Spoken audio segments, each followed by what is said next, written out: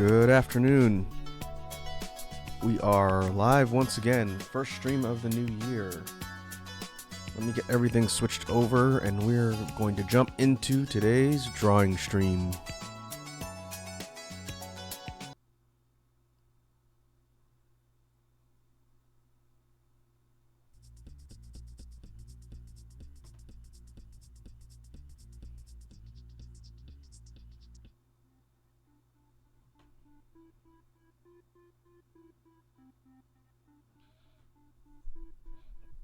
Alright, BGM is up and running.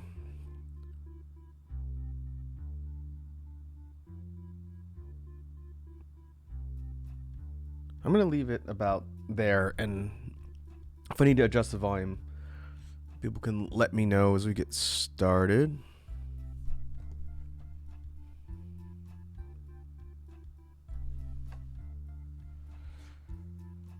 Alright. So what are we doing today? Today we're going to be continuing on from the last stream we did for drawing, which was working on some sprite-based assets for an upcoming project. For the upcoming project, I'm almost done. I wanted to finish everything off today that I needed to get done since I had time to work here. But I think what I might do, just to give myself some things to use in the future, we're going to be working on the Mecha sprite renders like we did before. Same deal. I have one left that I need to get done for the project, but I might work on some extra ones depending on how long it takes to get the first one done. I'd like to do some more, that way I have some things in reserve that I could potentially use for a future project.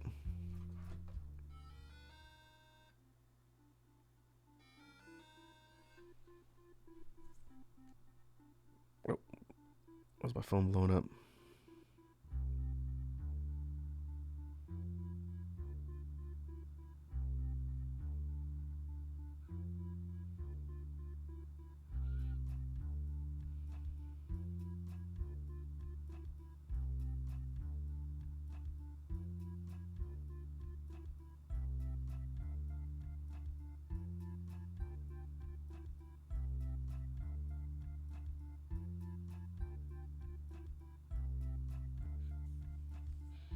All right.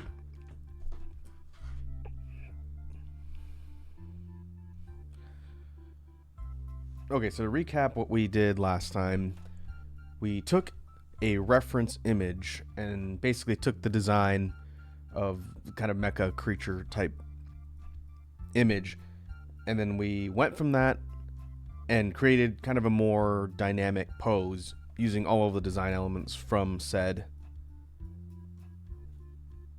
reference. So we're going to do the same thing again, and I'll show the reference in a sec.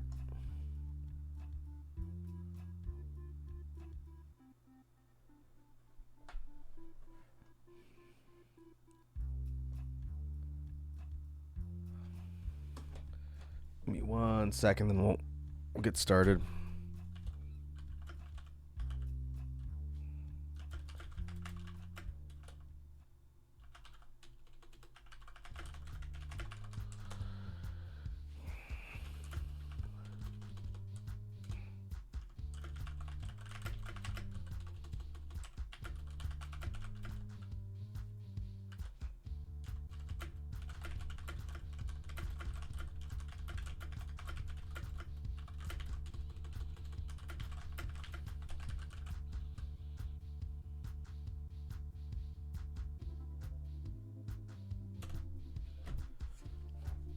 Okay.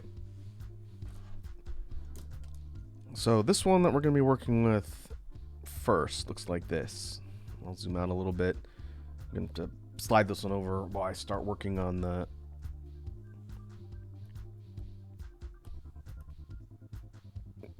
pose. But just like the other ones we've done, I think on stream, it's another bipedal type of mechanical unit. And this one has kind of these long claws.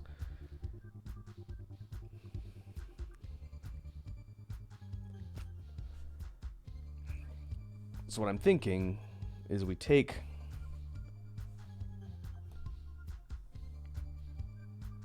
this sort of neutral standing pose here and maybe go for something a bit more. Originally my thought was, since this thing has these prominent claws, maybe kind of a more hunched over pose like so. It's on another layer. Yeah, that's fine.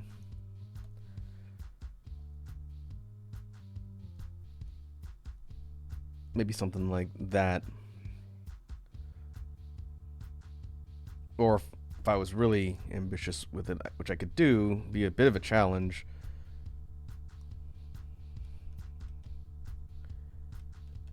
We could even have it being front facing and doing something like that. The other arm. So the body is facing this way. It shows off both. That could be interesting too. That would be considerably more difficult to draw because I'd have to render this out like from the front.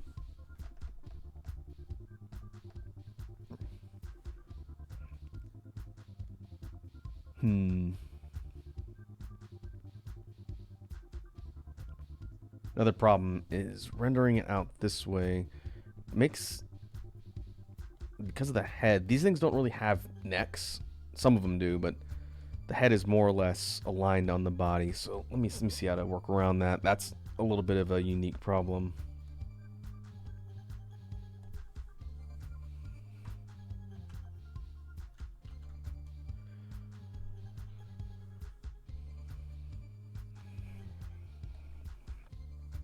Like if we were just kind of explain from a conceptual perspective, if we were looking at this thing directly sideways, side profile, and here's the body, maybe we can start here and use this as a reference too. We'll see if this works.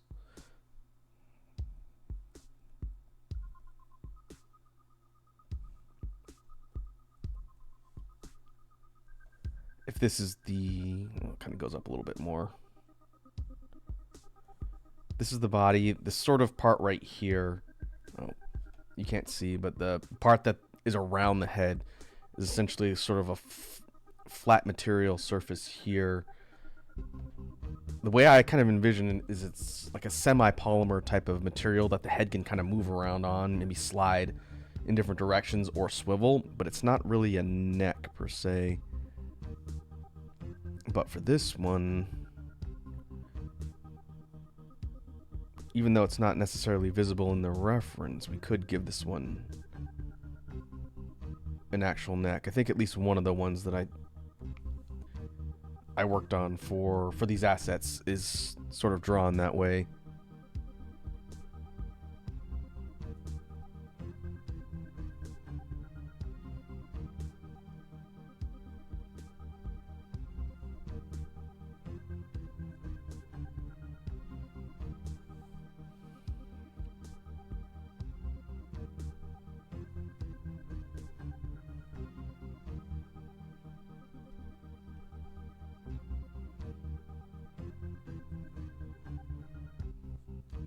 Yeah, we could do something like that. That's functional.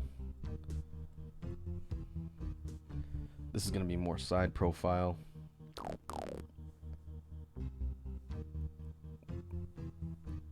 But we can work with the pose and see what we come up with. I did see a new follow from Lee8808. Hey, thanks for the follow. Much appreciated. Welcome to the Space Bees. Hope you enjoy your stay. And welcome to the drawing stream. We are doing some sprite asset creation for an upcoming project of mine.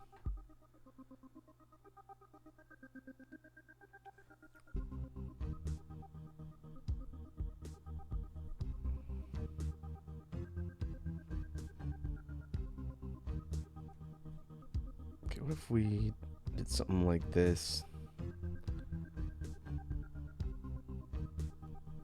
We have everything sort of pointing this way, and go for like a lunging pose. That could be a good compromise.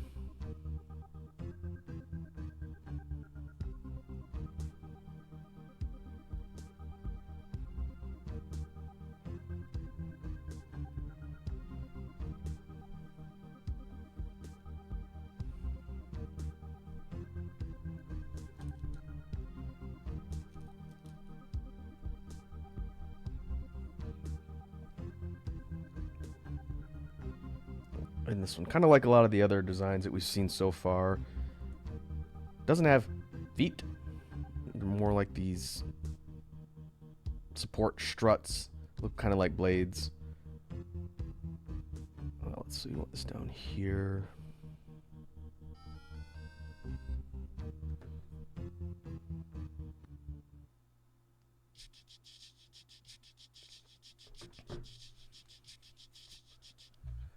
Hey, first time chat from Sugar Booga. Asking, what are you doodling, dude? I am working on some pixel art for an upcoming project of mine. Involves adapting a reference for a mecha type design we see on the left here and giving it a bit more of a dynamic pose. And so right now I'm doing the line work, which is very kind of sketchy and kind of cluttered pixel-wise, but I'm going to be taking the base pose from there and refining it a bit, and that's how we're going to get the final.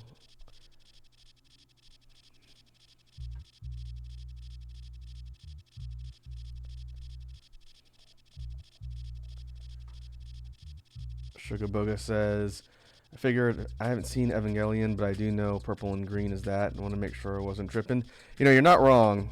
I've talked about it before on stream. A lot of these mecha designs were inspired by like mecha properties like Eva or things like Gurren Lagann or maybe Gundam.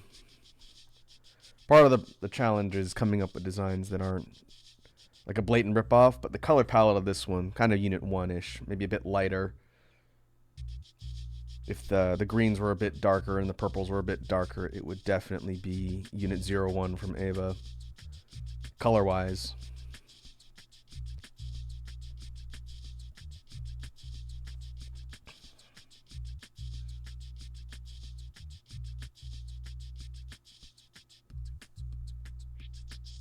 Alright, now the real question is going to be what to do with the arms.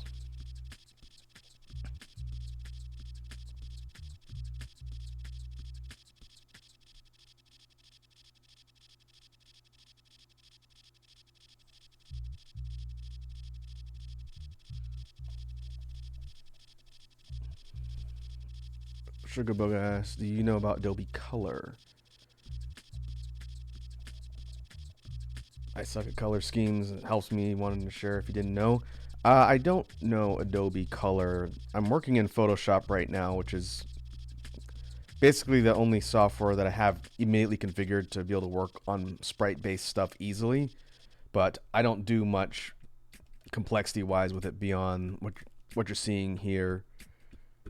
So is that a separate program, or is that something that's plugged into like Photoshop directly? Because I've never heard of it.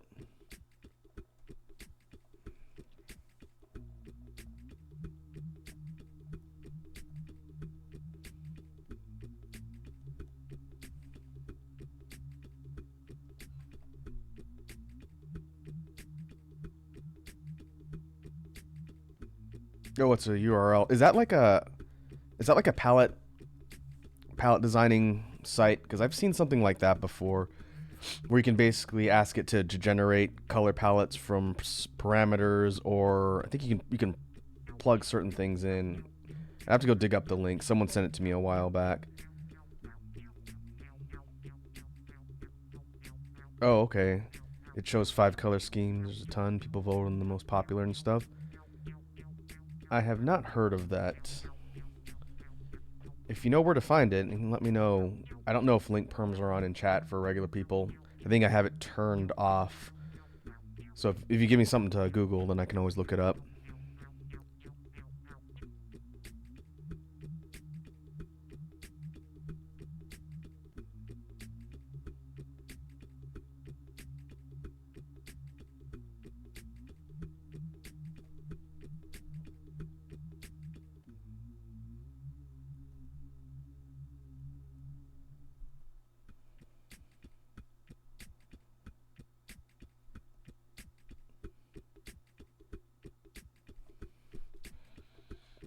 Oh, definitely perms on. Okay. Let me see.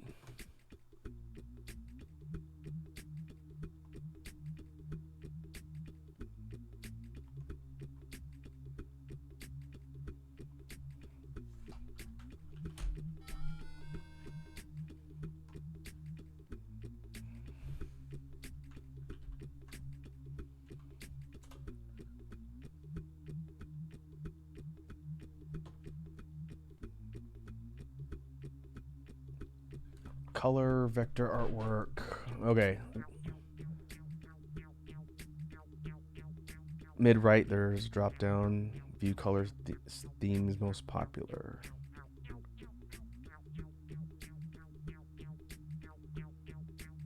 Oh, I see. I gotcha. Okay, yeah. So this is like a color palette. It's like a color palette repository almost. I've seen something like this where you like randomize color palettes. It'll say like give me two colors and it'll create like a whole palette set around it. But this I imagine is user submitted. As I'm looking at these now, these are pretty cool. Let's see. Can you copy image direct? You have to download it. So I imagine if you wanted to use this as a reference, you could grab the looks like a JPEG download of the palette set and then like paste it into a working workspace like Photoshop or Clip Studio or what have you, and you can grab your color sampling directly from there. That's really cool. Thanks for linking that to me, Sugar Boga. I appreciate that. I will. Oh, it gives hex values too. I would absolutely just paste images in color eyedropper, sample them. But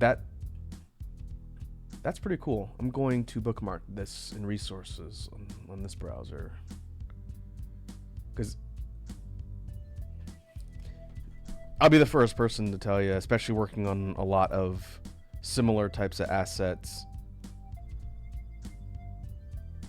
I've had issues coming up with unique palettes before, and having to like sift back through and look at what I've done and try not to duplicate what I'm doing whenever I'm drawing something is definitely a problem I have every once in a while.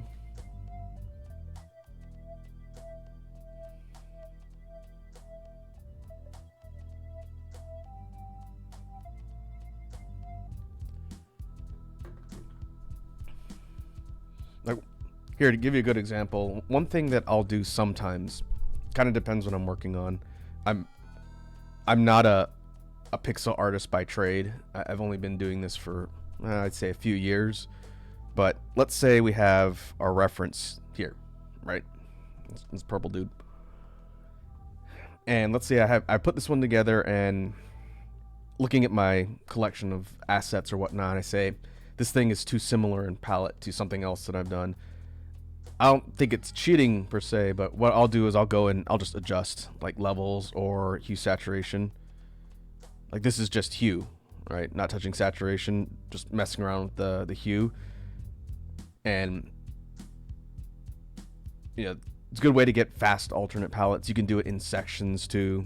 I've done that before, or maybe I like the main palette, but some other sections I want to change.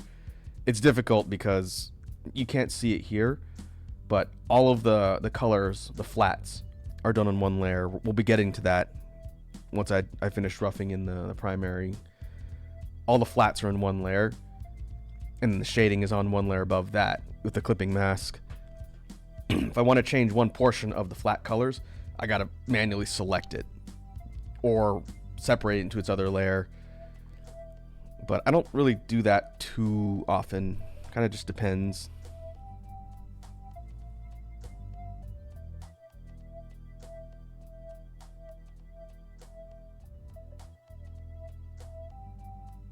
Oh, really? I didn't know that there was a discussion like black and white into colorize. I've never really used it.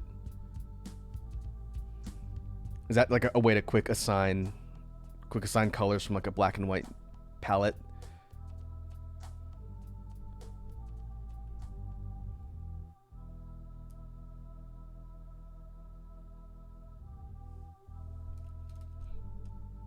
Sugarbook says, I'm old, I'm 34. That's not old. Whoops, I'm on the wrong stinking layer again. Speaking of problems. Ugh. I need to get better at locking my layers.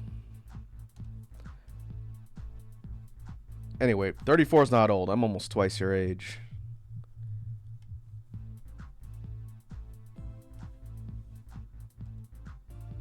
There we go.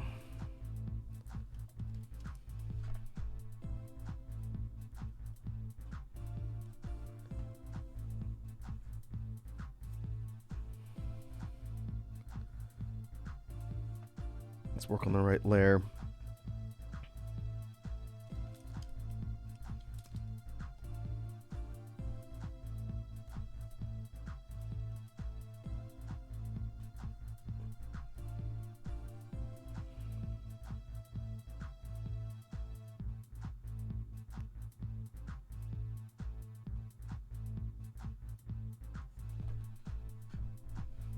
Sugar Booger says, what you just did was that, though? There was a battle of speed painting, rough brush while actively painting in color versus drawing in black and white and then colorizing, serving through hues. Oh, okay, I gotcha.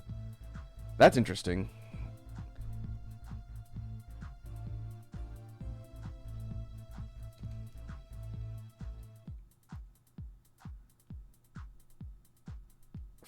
For a long time, it was art syn to black and white, and then hue, saturate, colorize. Huh.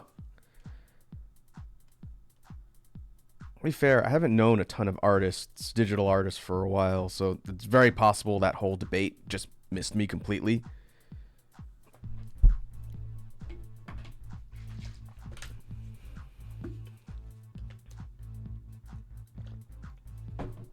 Like, just for background, and I haven't really talked about it a ton here, but I'm a pencil on paper artist by like trade and tradition, and then I'd say 15, no, I'd say more like almost 20 something years ago now, I decided to move into digital, but it took me a while to get tools.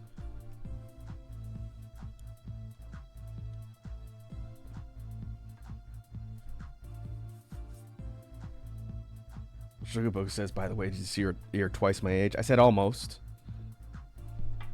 Almost 60.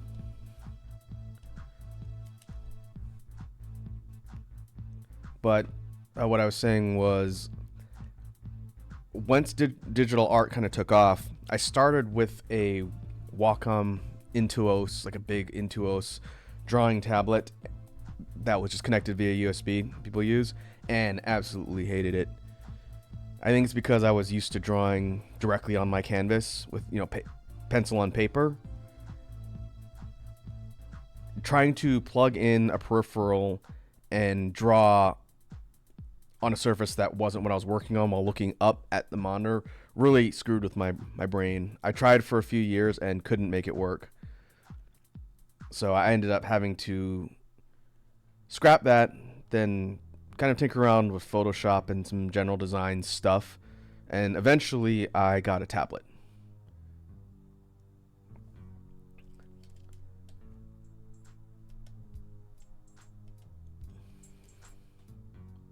Sugarboo says, hold on, why does your voice sound so youthful?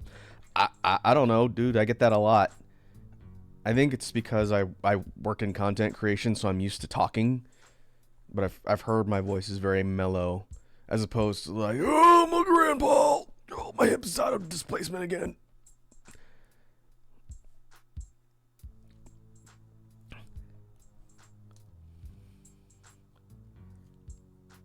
Hey, Capri Sun's here. Capri Sun says, sorry I'm late, forgive me in advance. Yeah, you're not late. I told you can come by the streams whenever you get a chance. I'm not taking attendance here.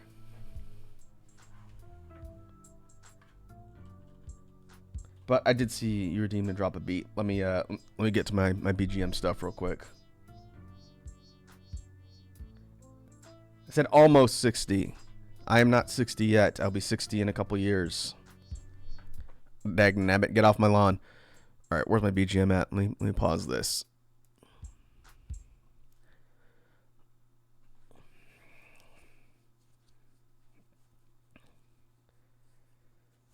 Okay. Before we move on, in fact, I should save before I forget.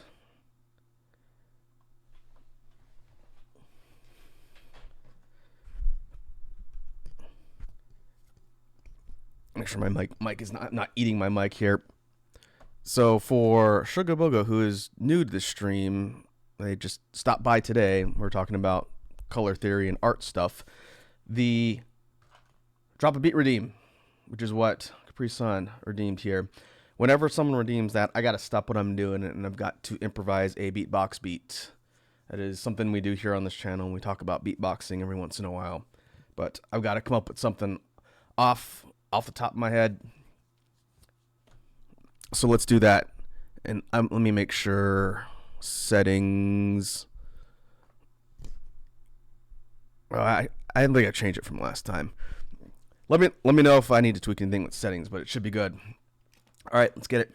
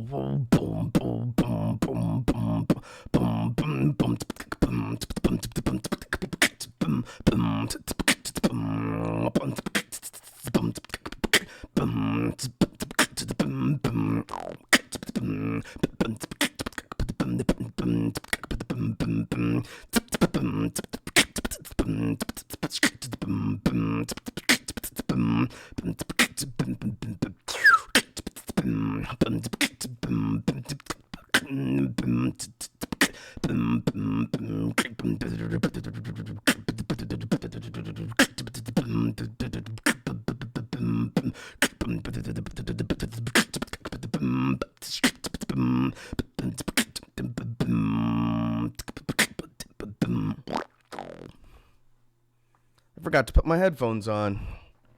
Oh well. Normally I have a headphone swap on my model. I forgot.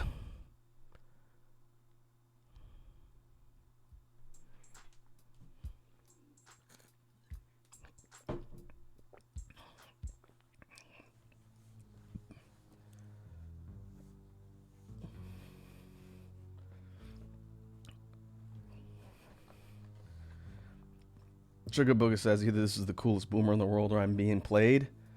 I've just been on the internet for a long time, dude. Sugar Booga says I recognize the zipper noise. Oh, from Napalm? Interesting. So you're familiar with beatboxing, at least seen it or know something about it? Hold on. Let's pause for a minute and talk about that because I don't normally encounter a lot of people who know beatboxing in general unless they just happen upon something that I've made. But we do talk about beatbox technique and sound theory and stuff on my jam streams, which we do every other week or so. But specifically, were you talking about the lip roll? Because Capri Sun is actively learning that lip roll. I know they're doing it. But yeah, the lip roll sounds like. That's one sound famous beatboxer Napalm is known for kind of popularizing. But yeah, put a pin in that. Feel free to come back after you take your dogs out. I did see Lee 8808 was there to catch a drop of beat. Well, thank you kindly. Bruson says I'm not there yet. Mine still sounds like a fart. It takes a little bit of time to get the sound to change from just like a to the it sounds like a synth type sound. You just gotta practice it. It's one of the tougher, I'd say, intermediate beatbox sounds to learn. The regular lip roll that you're trying to learn in Capri Sun took me a long time because someone didn't tell me I was doing it wrong and I couldn't figure it out, and then a pro told me I was doing it wrong and then it clicked. But you'll get there.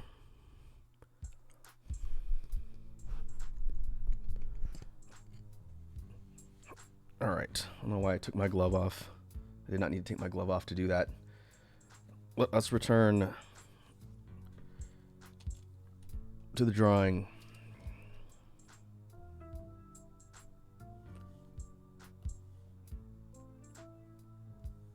I'm gonna move this thing in the middle and give myself some more room.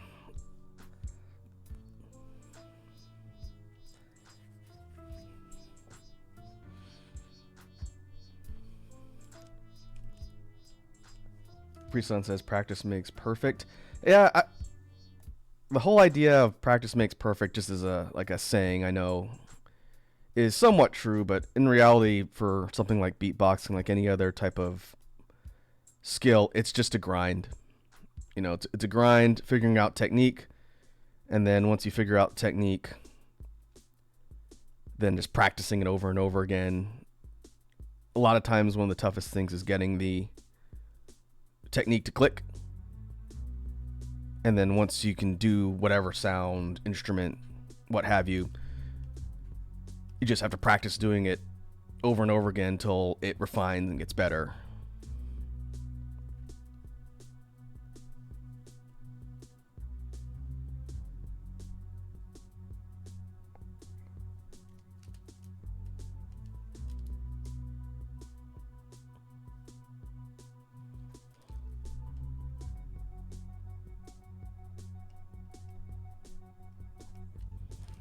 Okay, so what we've got here now is we have the sort of primary pose for this mecha design more or less locked in. It kind of looks like it's leaning a little bit too far forward.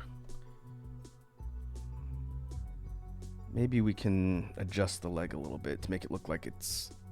Yeah, I'm going to do this over. We'll have this one extended out a little bit so it's lunging as opposed to just doing like a smooth criminal lean directly sideways.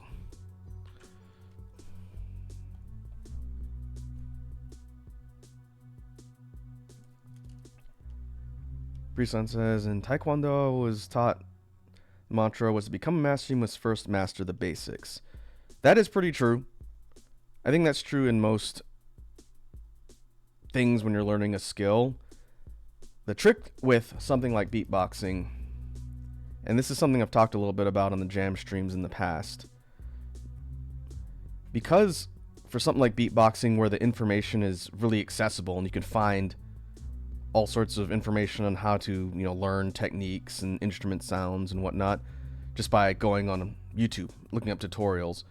There's nothing that requires anybody to start at a basic level. You can start wherever you want and learn whatever you want in beatboxing, whether it's going for like complex basses, whether it's trying to master technicality really quickly to get speed. You could start pretty much anywhere, right? But I found, and this is not the way I practice, but I kind of wish I had, if you start at a basic level and you work on that mastery, like Capri Sun is saying, then it will help your progression a lot in the future if you have a good solid foundation of basics. It's the same reason why, like, if you look at the martial arts example, right, with Taekwondo, you don't start learning the flying mid-air spin kicks right away. You start learning how to do the basic front kicks, side kicks, and whatnot, and you work your way up to the complex stuff. I kind of feel, just from my experience personally in beatboxing, it doesn't mean you can't experiment with other things, but just getting the core sound sets down for your kicks, hats, and snares at the very beginning, just starting there and practicing with all that stuff for a bit makes a lot of the more advanced stuff later easier to learn and get better at. But that's what I would recommend to someone who is trying to get into the art form, as it were.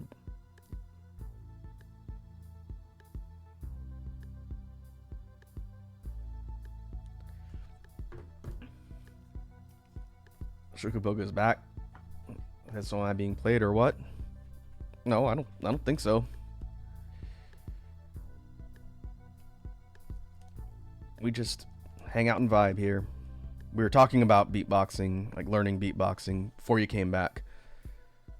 I was explaining to Capri Sun, who is actively learning right now, just some different philosophies when it comes to where people start. That's all.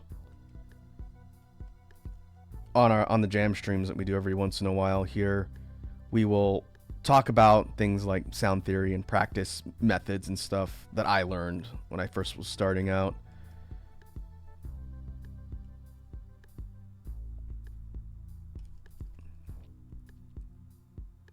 We also do some work with Loop Station. The music you hear in the background, in case I forget to mention it again, this is a BGM playlist of songs that I've made and released for content creators to use for free, streamers, YouTubers, etc., on streaming and on YouTube. And these songs were created using my Loop Station. Some of them are beatbox songs, some of the earlier ones are, but the majority of them use a synthesizer plus a Loop Station.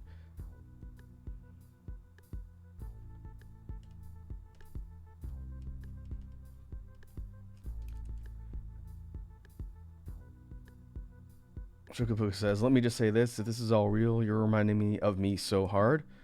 Oh, well, that's a good thing, I guess. It sounds like you have very similar interests.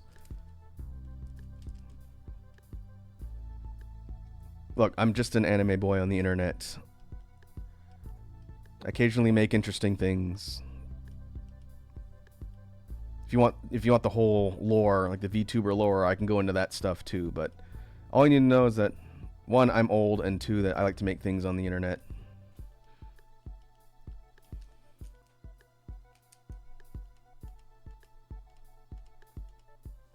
Shukabuga asks, how you feel about Sorrow? Sorrow's awesome. He's a super talented guy.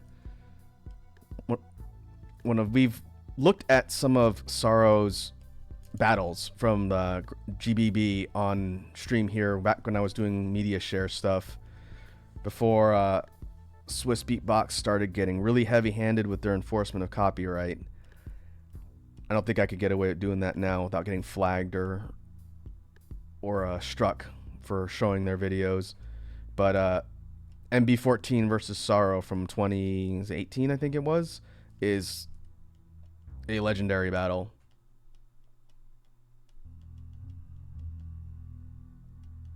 Yeah, I haven't really talked a god exactly. Legendary beatboxer and looper in the beatbox scene. I think my favorite beatboxer Loop Station user, there's a lot of them out there that are really talented, but I think Brez is from France is probably my favorite style-wise.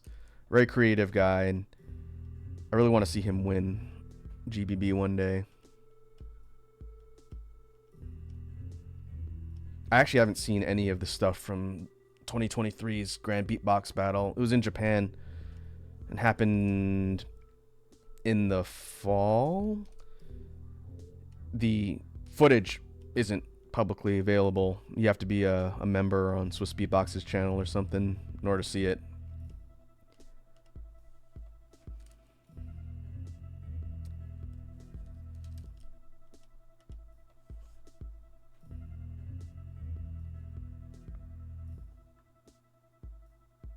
Pre-Sun says, wish you could stay. I gotta go. I'll be here. Did it happen while you were there? Oh, if you're talking about GBB, no, that was more recently. I was in Japan in the spring. In fact, it might have been, I might be wrong. I don't think it was in the fall. I think they started publishing videos in the fall. The actual competition might have been in like April, end of April. It was right after I left Japan. But I don't know if I would have gone. It would have been a little out of the way. But yeah, I know who won on the beatboxer side. I know who won everything. But I haven't seen the actual battles.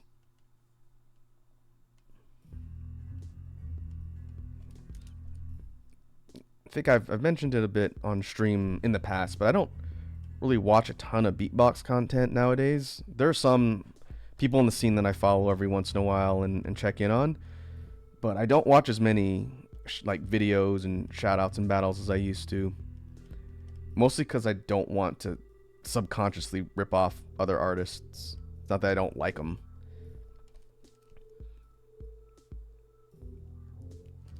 But I'll check in on stuff every once in a while.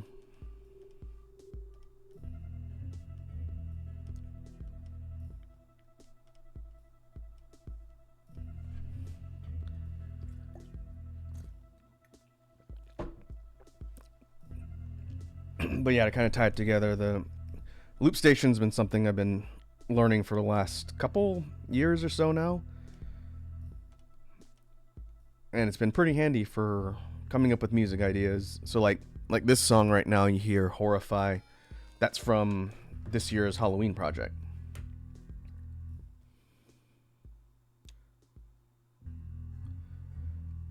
Every year around Halloween, I'll try and put out a BGM collection of songs that are a bit more kind of weird and spooky and atmospheric.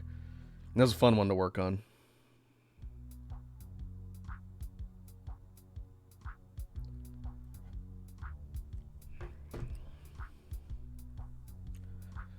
Okay, let's keep going.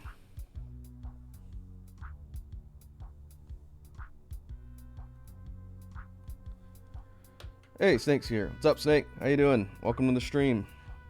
Hope your 2024 is off to a good start. Sugar Booga says, on the topic of Taekwondo, I'm a brown belt. Y'all do martial arts? I do not. I did a long time ago. A very, very long time ago. But I did karate. Okinawan karate. One of the schools that was a splinter school from the grandmaster that taught the guy who invented Shotokan. The style I studied was called Shudokan. Same grandmaster, different practitioner. This is the Okinawan style of karate. I studied that for a few years. And I think I've talked about this. It's not a secret, but I was a first degree black belt. That was a long time ago. That was over 20 years ago now.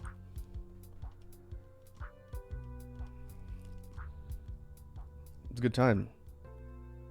Kind of miss getting my rear handed to me by little Asian people half my height.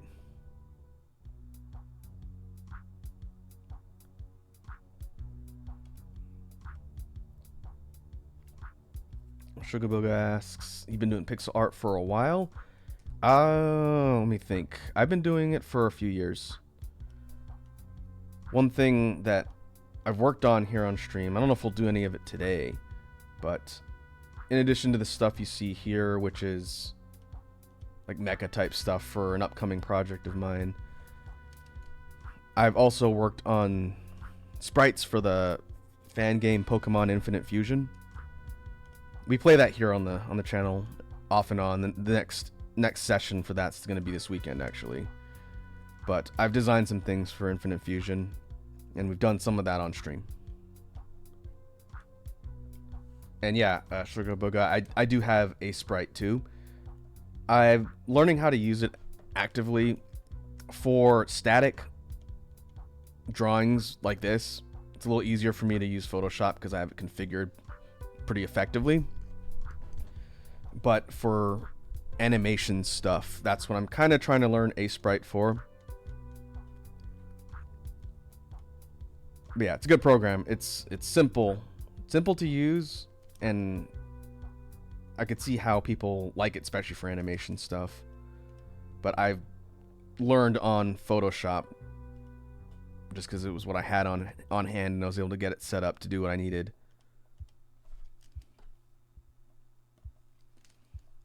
I need to get back to creating some of the stream assets in Sprite. I wanted to do the stream avatars for chat, where you can have little animated sprites for your chat members. I still want to do that, and I started working on some for the community, or some of the people who've been here a while and are here often, but I've not been back to that recently. But I was doing that in Sprite, just to tie it all together.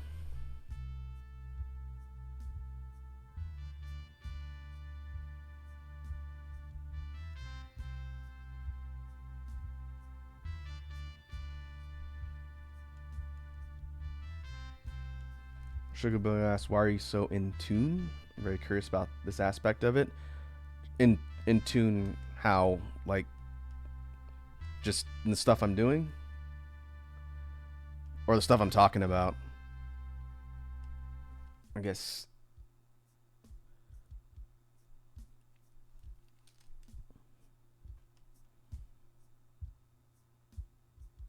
Oh, why do I not sound like a bitter, crotchety old man? Uh, I don't know. I don't really have a direct answer to that. Like I said, I'm a person who's always wanted to create things on the internet. Becoming a VTuber was just an easy way to facilitate that. And like the folks you see in our community here with the Space Bees are similar in that usually we just like to hang out and vibe with whatever we're doing. Sometimes we play games. Sometimes we talk about music and beatboxing stuff. Sometimes we do art. It's a little bit of everything here on the channel. So I don't know. That makes me a quote unquote variety streamer. I don't know. But it's a little bit of everything.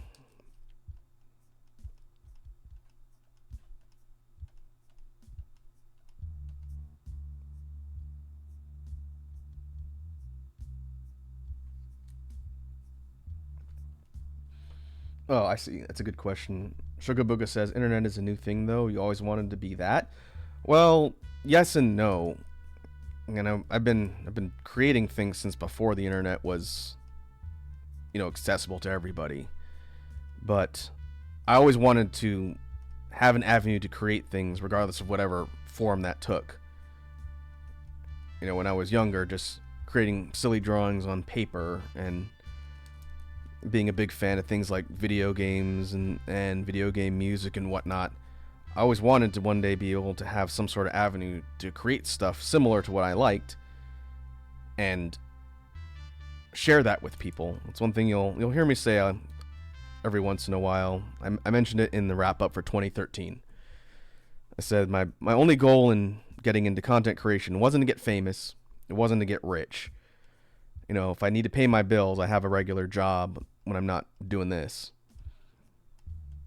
Rather, being able to do content via streams or YouTube videos or whatever is just an opportunity for me to do things that I enjoy and make things that I enjoy.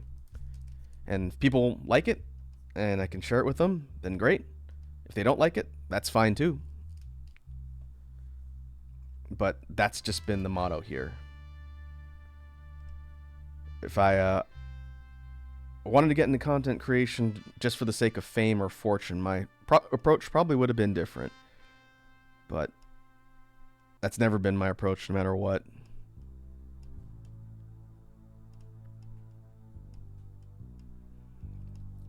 I don't know. Hopefully that doesn't sound preachy, but life's short. Might as well make the most of it instead of dying with regrets or wishing you did stuff.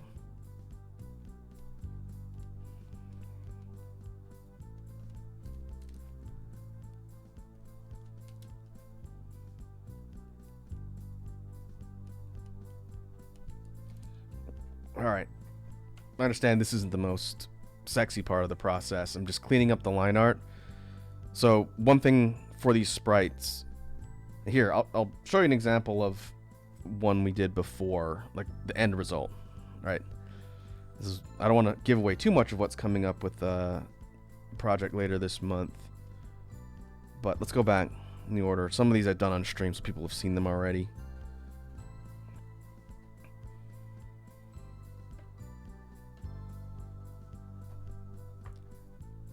Sugaboga says, "Real talk, how I feel though I'm 34.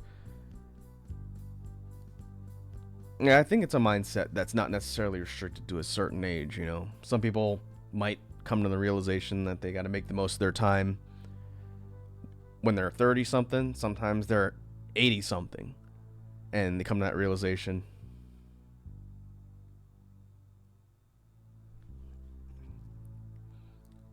I wouldn't worry too much about it.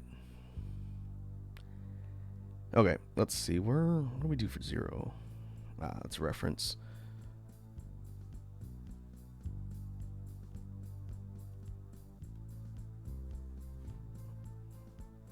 Here's a finished one we did. Let me...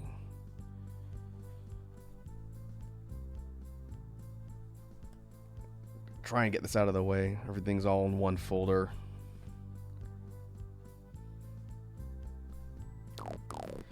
But we took... Oh, hey, thanks for the follow, Sugar Boga. Much appreciated. I hope you enjoy your stay amongst the Space Bees. Yeah, I know you just showed up today, but everything that we've been talking about and all the stuff is a general vibe of content here on Twitch and on the YouTubes. Usually what goes on YouTube, it's not really a plug, just informative. On YouTube, all the archives of these streams on Twitch, since VODs expire, they go on YouTube along with all the original stuff I create. So if you ever want to see like the beatbox jam streams Capri Sun was talking about, if you want to see the music projects, there's videos of that on YouTube.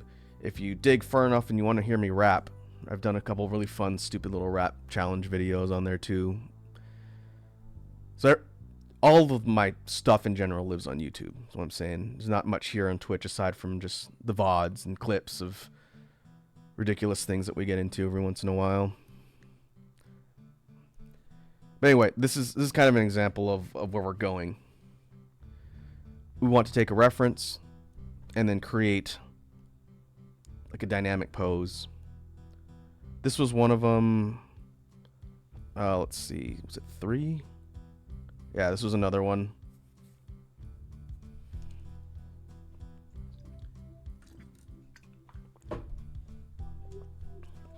Snake says, I recommend the God Hand VOD. God Hand? I'm assuming you meant God Hand, Snake. Yeah, the God Hand playthrough was great. I took along some friends along the ride to play a cult classic PS2 game called God Hand. There was a lot of shenanigans. It's one of my favorite games of all time.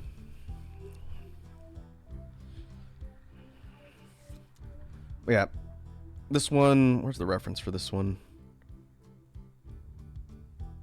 We took the reference, gave it some actual movement in a pose. So that's the exercise for today. But the reason why I was explaining it here, so for the pixel style that I do, and this is different from the Pokemon Infinite Fusion stuff, which is why I had to learn a bit when I started working on those. The sprite style that I normally do is black outline. I don't know if it's got an official name or like a formal term, but the stuff that I draw has black boundaries around it, and it's single pixel. So all these lines here that are kind of chunky and a bit, they call it staircasing, I have to clean up and delete down to 1 pixel because that is the format. And it looks a little bit cleaner, but, and again, this is just to illustrate, since it sounds like Sugar Booga is an artist and they would understand a lot of the art stuff. Let me pull up the Infinite Fusion stuff and kind of compare the difference in design philosophy, because it is different. Where are you?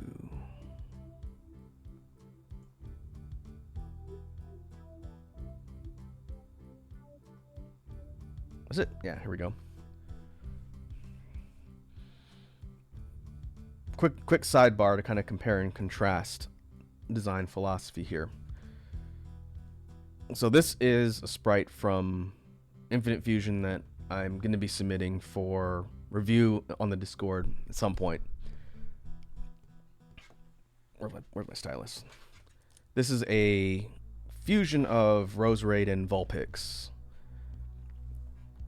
And so the big difference of this style of drawing versus what I do in pixel drawing is, just like they've done in the Pokemon games, the outlines are not solid black. The black tends to follow areas of shadow. You can see my cursor right here on the hindquarters. You'll see black outlines where shadows tend to intersect, but there is a lighter shade outline, so nothing is completely bounded in black. And I had to learn how to do all that in order for my stuff to get approved to be put into the game. And so the rules are you have to follow the shading and the color coding for the lines, but you also have to use a universal light source that's coming from this direction, upper left.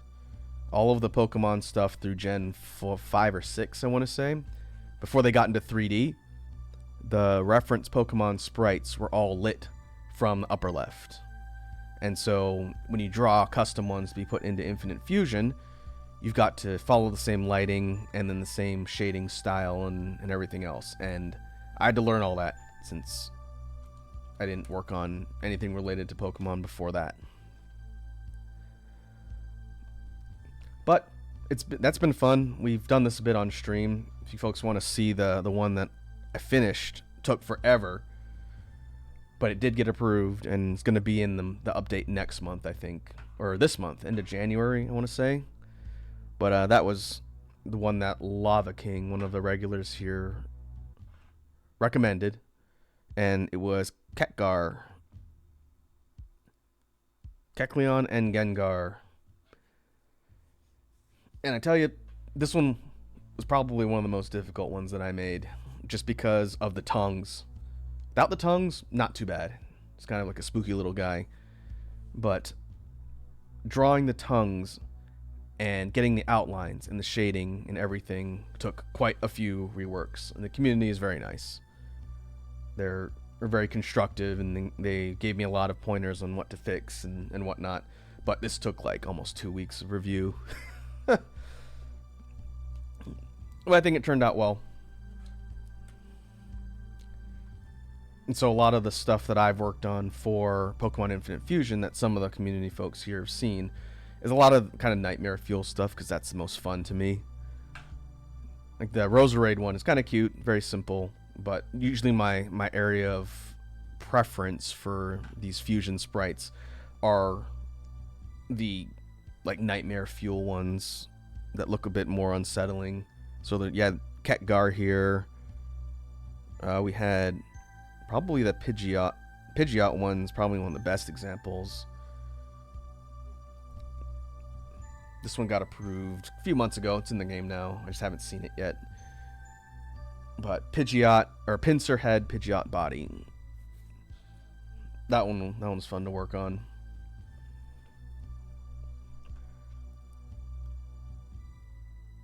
But we'll get back to Infinite Fusion at some point. I like taking requests and suggestions from all you lovely people too, figuring out what to draw. At some point, when I'm playing through the game, I guess we'll see if the sprite bounty ever happens, where if I run into something I designed when I'm playing through the game, then I've got to give subs to the chat. That's the rule. Hasn't happened yet, but as I get more stuff added, eventually it's statistically likely at some point.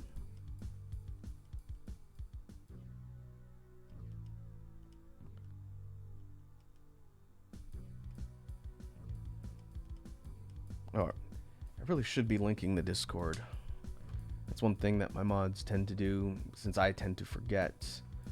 But for the folks who are new, that jumped on today, Space Bees do have a Discord where you can hang out amongst the regulars in the community, and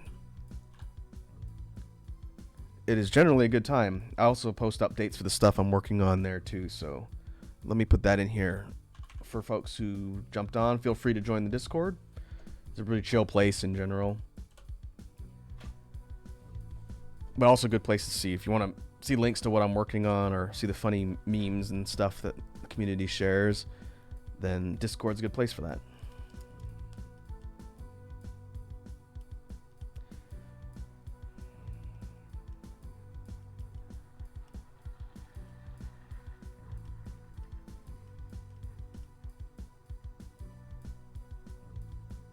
All right. What I'm going to do is keep working through cleaning up the line work here, and I will do my best to come up with some interesting things to talk about, since I'm just deleting pixels. From the art side, this is the most tedious part. And then when we get to color assignment and shading, that'll be a lot more quick and a lot more interesting, I think.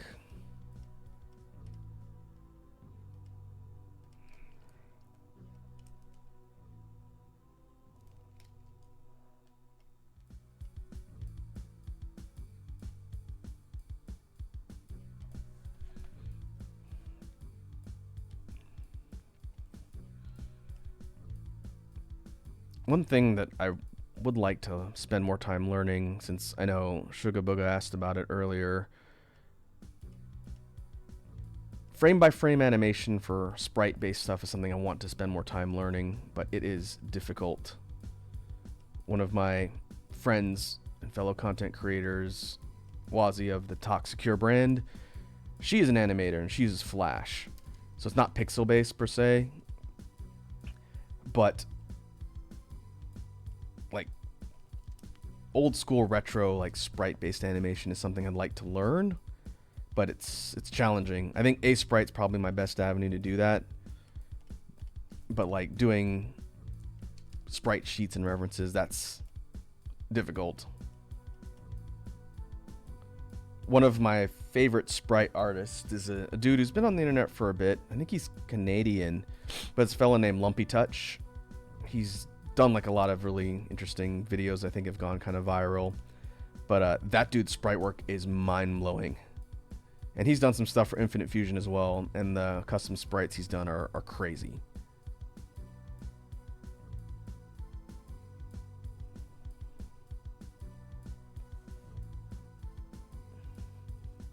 Sugar Booga says animating, beatboxing, 3D modeling, doodling, 2D programming, making music, decent at them all, but I pick up stuff as I find it interesting.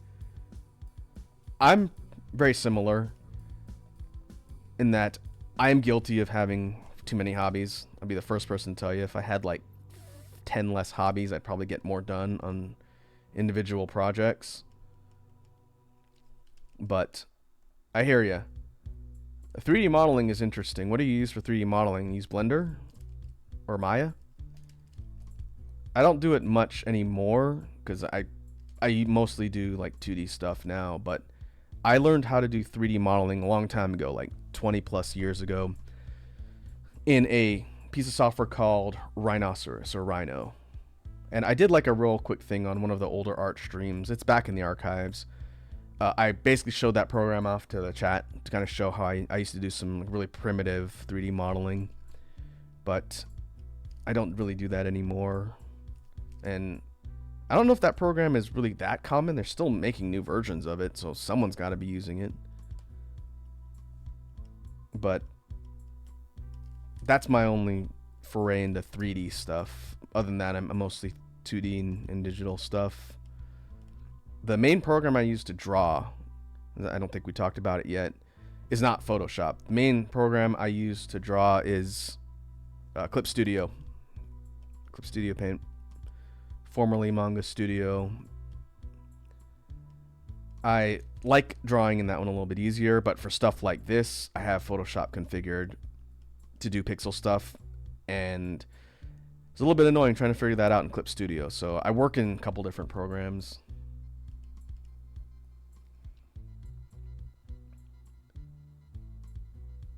Oh, I see. 3D Studio Max.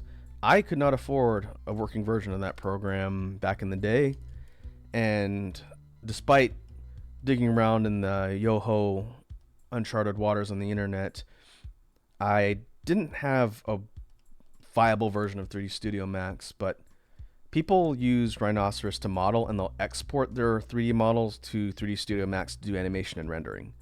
So the software type is very similar, but that was an industry standard for a long time before Blender and Maya really took off. I think people use kind of a mix now. I don't know anyone who's really hooked into the 3D modeling scene that well.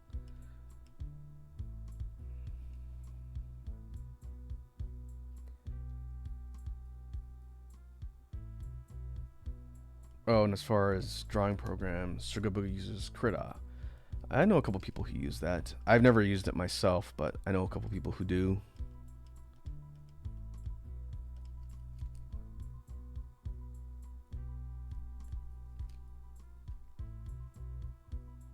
Oh yeah, finding it hard to translate to Blender. I tried learning Blender too. I had the same problem after learning in Rhino and knowing exactly how to navigate to do what I needed, even the 3D stuff that I knew how to do. Trying to configure Blender to do what I needed easily was kind of a pain. I think if you're learning completely from scratch in 3D and you get into Blender, it's probably easier than going from another program. That's just my guess, because that was my experience.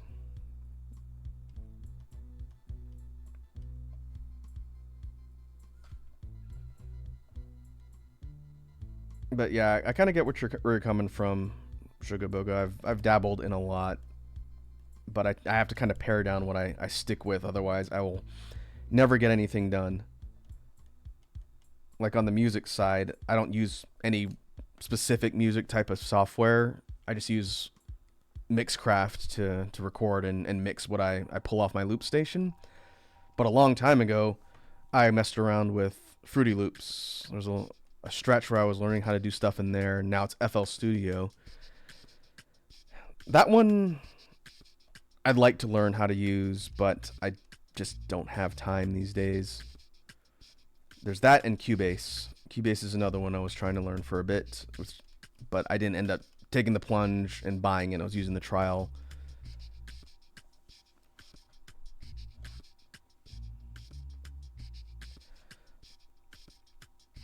But I was trying to use Cubase to learn chiptune.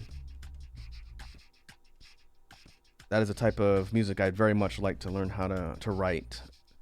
And eventually I got distracted with beatboxing and loop station stuff. So I'm kind of trying to adapt using the loop station to be able to replicate chiptune sounds. Haven't managed to do it quite yet, but I've gotten close. Since I use a synthesizer, I can play around with a lot of the effects to duplicate a lot of sounds. That's generally what I do when I'm creating stuff on the loop station.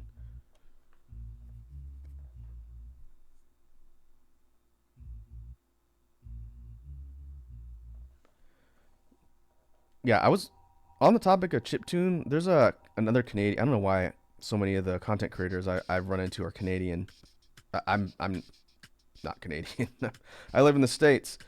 But there's this dude named Shady Cicada, who's from, I think, Toronto or something. I don't know. But he does a lot of these really quick compositions in Cubase, and a lot of his stuff is like video game soundtracky type stuff, chiptune and the like. So I was actually learning how to use Cubase from just watching his videos. But eventually, again, I got distracted with other things. And it's good, because if I would have bought like the license for Cubase, it would have been expensive. Sugar Boog asked, "Do you know Mark Rebele?" Of course I know Mark Rebele. Not personally, but I definitely know his work. As far as like really prominent musicians in the loop scene that aren't, beatboxer type people, he's one of the most famous. Super talented dude. I'd love to catch a show of his one day, because I know he kind of tours or performs every once in a while. But yeah, that guy's awesome. I like his alarm song. I think that kind of went viral like a couple years ago. But yeah, loop stations are great. I'm trying to work my way up to justifying getting an RC505 Mark II. The loop station I've had for a few years now is a Mark I. I bought it before the Mark II came out. This was not too long after I got into beatboxing, and I wanted to be able to turn the beatboxing stuff into more fleshed out songs and get into the loop side anyway. So this was a few years ago now. I bought a 505, but the Mark II is really cool. Seeing some of the stuff that people have done at like GVB and whatnot in the competitions for loop station.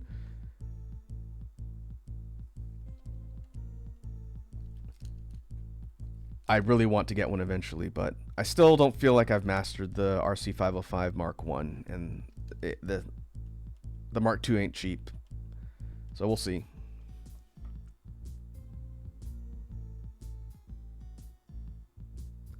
Sugar Booga says, "I think it might be your theoretical son. You sure you didn't have any hot milkmen 30 years ago? I can't confirm or deny, but I have never worked as a door to door person in the service industry in any capacity. I was a pool boy for a bit. I'm just kidding. Or am I? I don't know.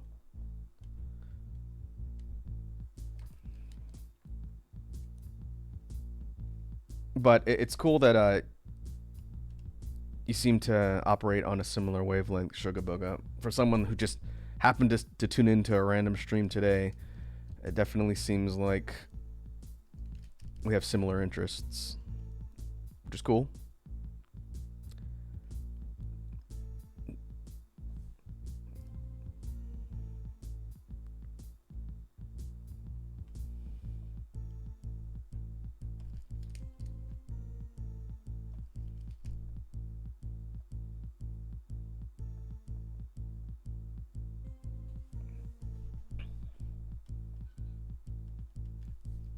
Oh, I don't know if Capri Sun is still here. If you're asking them about all the stuff from earlier, but I'll tell you right now, I'm not a very good liar. But it's all part of the rich lore.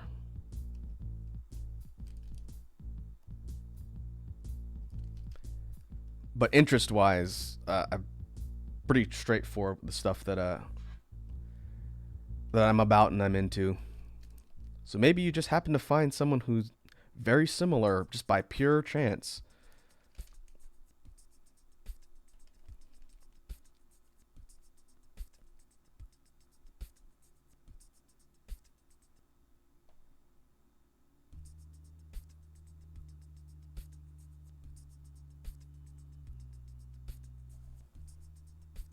Sugar Booga says, "Low regardless and everything else, your mindset is most interesting to me."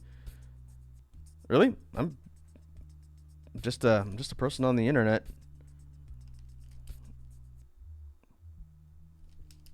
Maybe it's just the maybe it's just like a creative gravitational pull. I've often been told, since a lot of the friends that I've made since getting into content creation tend to be creative people, right? Not all of them, but a lot of them are artists or musicians or people that do creative things, and I just happen to cross paths with them randomly. Like, just to give you an example, you might not believe me, but when I started streaming as a VTuber, I didn't convert from like an existing content creation path. Like, I wasn't a regular streamer or YouTuber who decided to become a VTuber because it was trendy and then, stuck with that. I literally started from scratch as a VTuber, just a nobody. Like, I'm not trying to downplay anything, but you look at my channel, I have less than 100 subscribers. I'm nobody in content creation.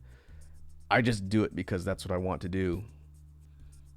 Like I said, I just want to create things and be able to share it and have a chill time while doing it. To me, it doesn't matter if something I do goes viral or gets a million hits or streams or plays or whatnot.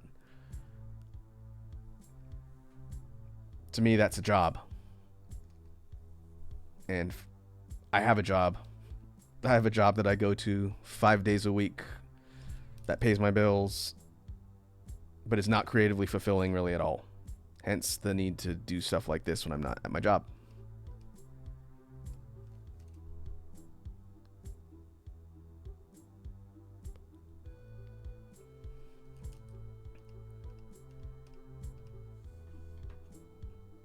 Ah, I see. So it's like talking to an alternate reality version of yourself is what I'm hearing, Sugar Booga. That is interesting. Well, you never know. Could just be a confluence of fates.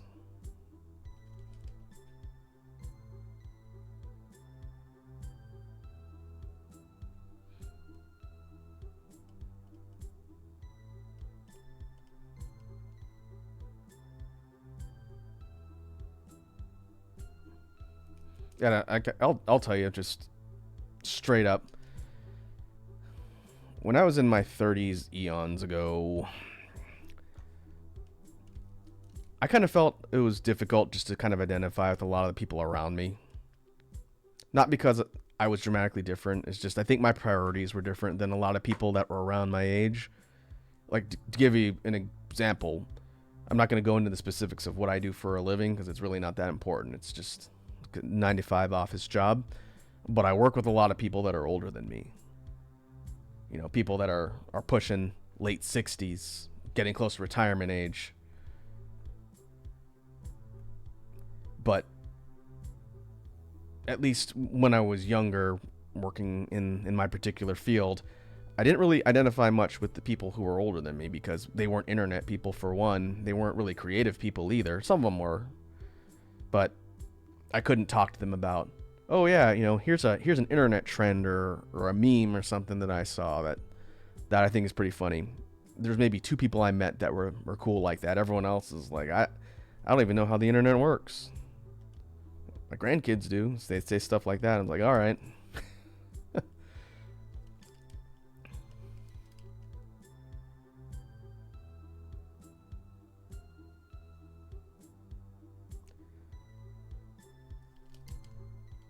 Yeah, I think it's not so much personas. I think just so much as different walks of life. You know, everybody comes at life differently, different backgrounds, different things they've experienced, and no one path is, you know, right or wrong.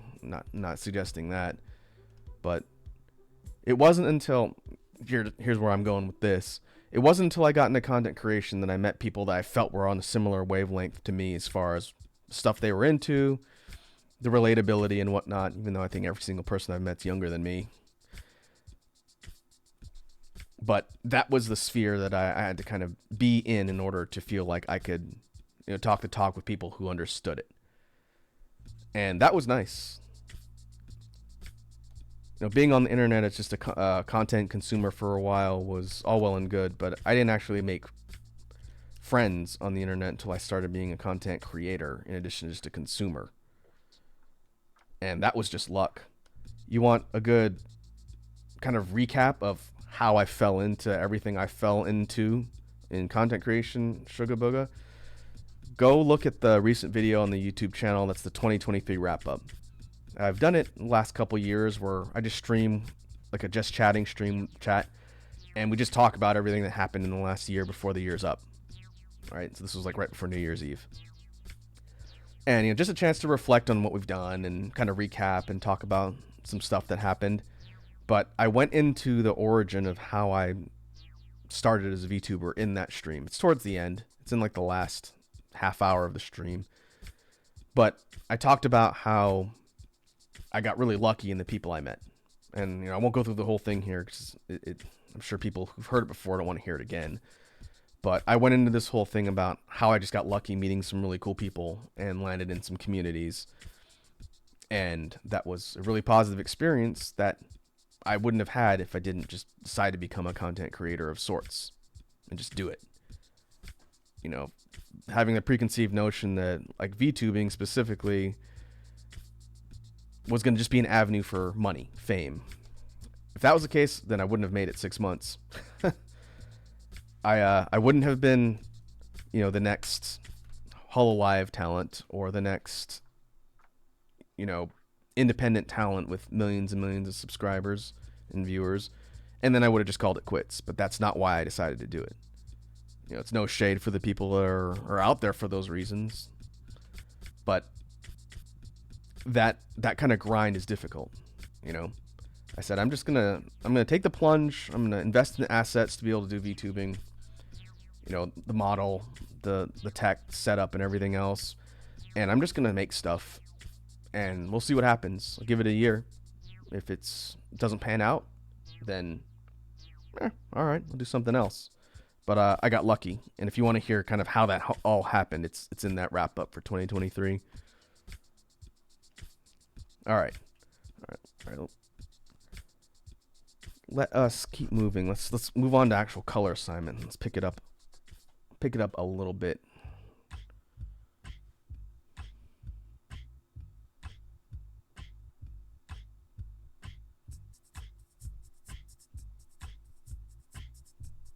Sugar Booker says, now I'm 34. Still never cared, but I've never met anyone else who is kind of cool and cool with breaking the norm. Well, I'm not going to sit here and claim that I'm some revolutionary philosopher or anything like that, but I've always done things on my own terms. And at the end of the day, you have to be able to live with whatever you choose to do in life, whether it's norm or not. And I've always said, as long as it's not illegal or hurting people, then you do you.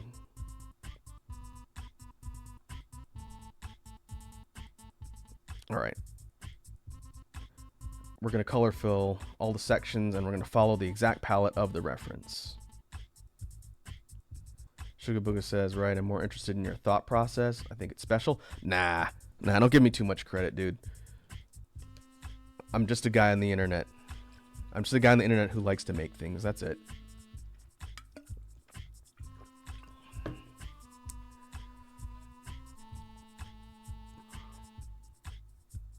think I've followed that mindset for a while. It's just I'm a public personality now as a content creator. That's all. Okay. Let me change my layer name so I don't get these mixed up. If you do not want to be filling on the wrong layer, I will lose my marbles if I do that again.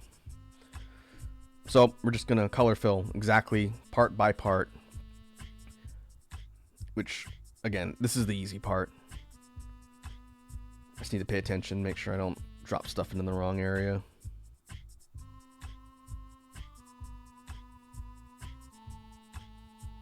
Ooh, I do think I need to fix a detail on the line work, though.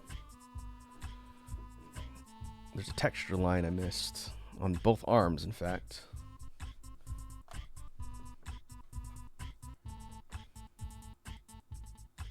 Sugar Booga says, why is everyone an old crone? That is by choice, and no one can change my opinion on that. I think it's ego. Yeah, I think, well, again, I can't speak for everybody. I definitely wouldn't want to claim that I speak for everybody. But I think part of that comes from a mix of embitterment and regret. Like, again, not specifically my coworkers, but I've met some old, like, really bitter people, you know? And those people tend to not be a whole lot of fun. Like, here's a good piece of perspective. I've talked about this before, so it's not like any real private information or doxing myself or anything like that. But before I got the job I've had for a while now, like what I consider like an actual professional career, I used to be a cook, right? I worked in the kitchen for almost 7 years. Back of the house, cook prep. I was in there in the trenches, man. And there were some people that I worked with that were definitely lifers. They'd been there a long time, and they were going to be there a long time. And you could tell that they were pretty bitter about where their life had ended up.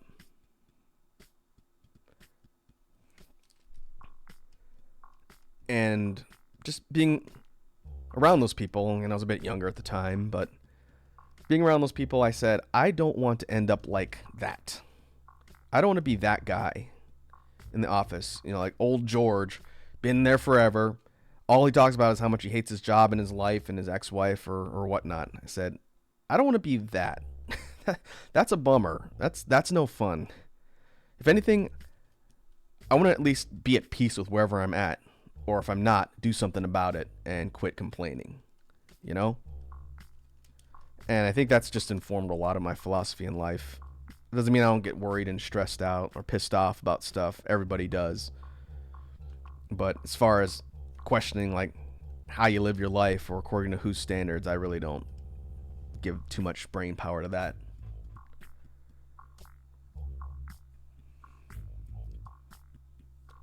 Sugar Booga says, I worked in a bookmaking factory, followed by distribution. Also did work in a restaurant as a cook. Or, not cook, waiter. Former person from the food service industry. I tell you, nothing will give you a sense of empathy and a level of respect for people that work in in the service industry than working in the service industry. It's kind of an old manism to say it builds character, but I've always said it builds empathy more than anything else. And being able to at least be sympathetic to people who work in that industry and not make their lives more difficult is something I've always tried to do since getting out. Since not everyone gets out. Hey, Sourlad's here.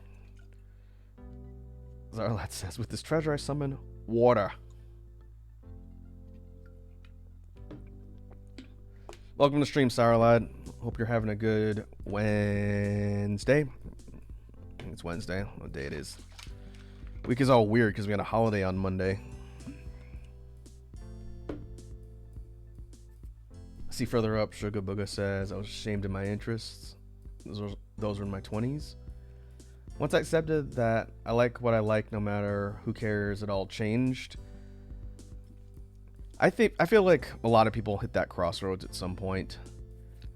Whether it's like your family or the people around you or whatnot. At some point, you got to do you. And, there's a middle ground. Doesn't mean you have to completely ignore everything around you.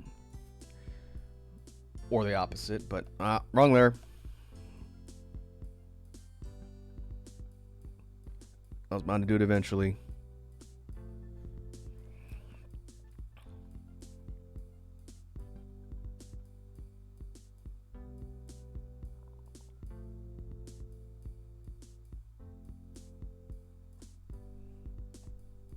Oh yeah, I think Sugar Booga's got a point. You can never make everyone happy. Just make you and your fam happy. Even if you disagree from like a family perspective on certain things, I feel like as long as everyone respects everybody else, then that's the minimum, the bare minimum, right? Like, I definitely don't agree with everything when it comes to my family. But I'm not a criminal, and, I don't traffic orphan body parts in the black market. Kind of cartoony example, I know, but, I'm a functional member of society. I have my own place, I have my own car, I have a job. I'm not on the news for something terrible or embarrassing. So I don't think, family-wise, they really have any complaints.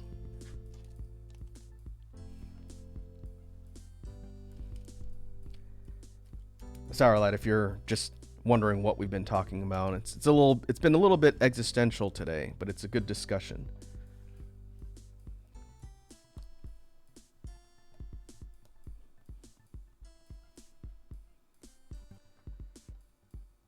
All right, let's keep moving here.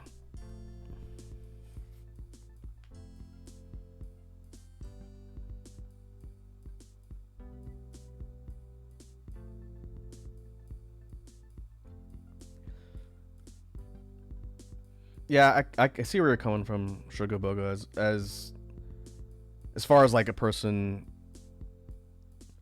trying to compare like, parallels with relationships and whatnot. As a long time single person myself, I can identify. I identify with where you're coming from. I can't remember. It was someone else from wrong layer again. I'm getting distracted. One of the other members of the community we were talking recently. I think it was about like online dating or something. But the whole crux of the discussion was said person getting kind of frustrated with the online dating pool, which I've definitely seen. I've been there, not recently, but I've been there, and the difficulty. And the advice I gave this person who was younger than me was, don't equate your value to the dating pool and what people in the dating pool say. I said it's a nightmare game of numbers out there, but don't let it drive your value as a person.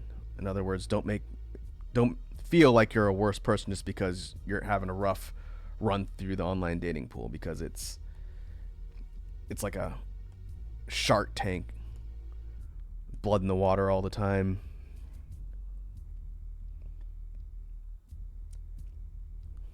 hopefully that helped the person out. I'm not here to give relationship advice and all that. That's definitely not my background. But as far as trying to get like social currency conflated with worth, I've been there.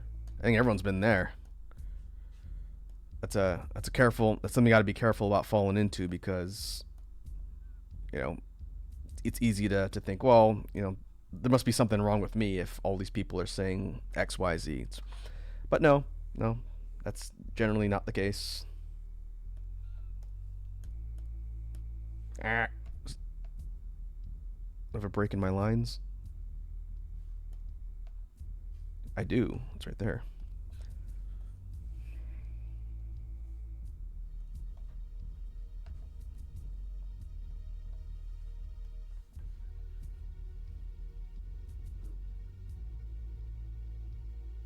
Sarlat says, 1/4 of my life gone. I don't know what the next 20 years is going to be, but at least there's going to be some good, like a new treatment to cancer. Sarlat, I know for a fact you are not 25. I know for a fact you're not 25. But you are right in that medical technology and whatnot will continue to advance, and it'd be great if by the time a lot of us get to deal with it, there's like a cure for cancer. Having had some good friends of mine have to deal with it, it's a nightmare.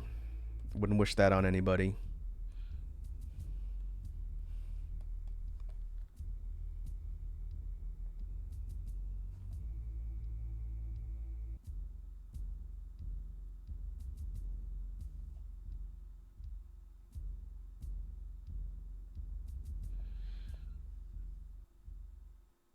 Charlotte says you're bold to assume I'll live to be 100.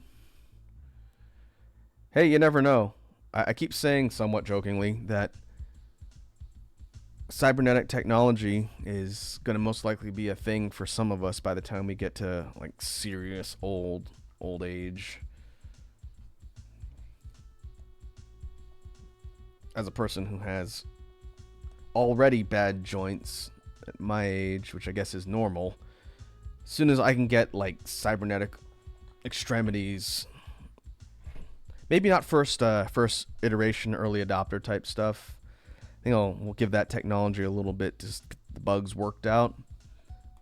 But I'd love to no longer have intense lower joint pain every time I do something. That would be awesome.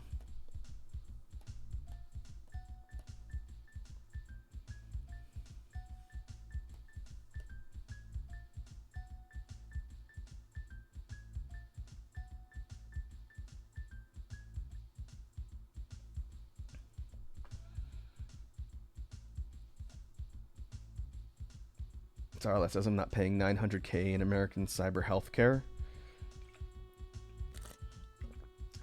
Kind of depends on the pace of it, though. I know you joke, but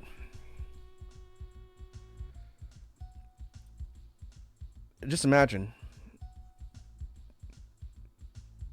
an idea that you can repair a human brain using computer technology is a really interesting prospect. Having known and seen people have to deal with stuff like Alzheimer's and dementia. Being able to combat some of that stuff with potential technology, I think, is going to be good. In addition to the physical, a lot of what people run into when they get older is the mental, the brain. Your human brains do wear out after a while, and that's a challenge.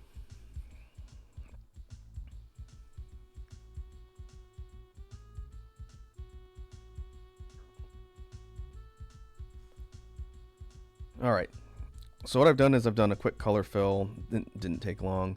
Now, the quote-unquote fun part, shading. Using the same darker tones from each section of the reference, we're going to shade something that I seriously suck at, that I'm trying to get better. Here's our reference. I'll just delete this. All right. For this particular picture, we're assuming light's coming from the upper right, so I'm going to do my best to try and shade with shadows and whatnot. assuming a light source coming from this direction. And I'm not going to leave that there. I'm just going to remember that's where we're working from. And we're going to use a clipping mask to make shading easier.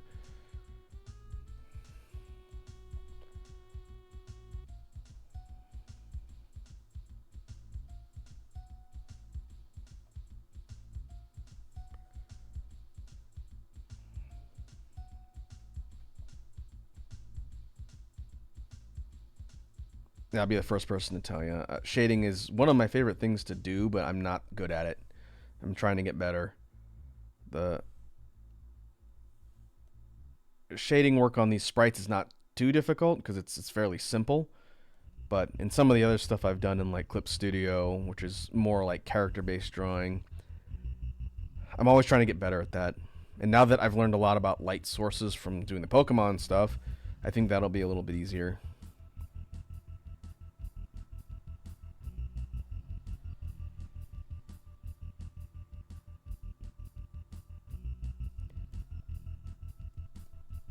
Sugar Booga says, you do 2D outside pixel art? To be honest, I consider myself decent. Pixel art is way harder than I expected. Yeah. So I wouldn't consider myself like a professional, like regular digital artist for 2D stuff. If you, it looks like you joined the Discord. I saw a ping, but I didn't go in there and see what it was. I'm gonna assume that was you. But if you take a look at the art, where is it? It is Space Art by Raku. That's the stuff that I've done. A lot of it's been on stream, and it's, again, a lot of character and creature stuff, but really kind of simple cartoony type of renders. Again, I'm trying to get better at like a quote-unquote manga style. It's one of my favorite styles, but I'm not really good at it compared to some of my friends. But you can see the stuff that's in there.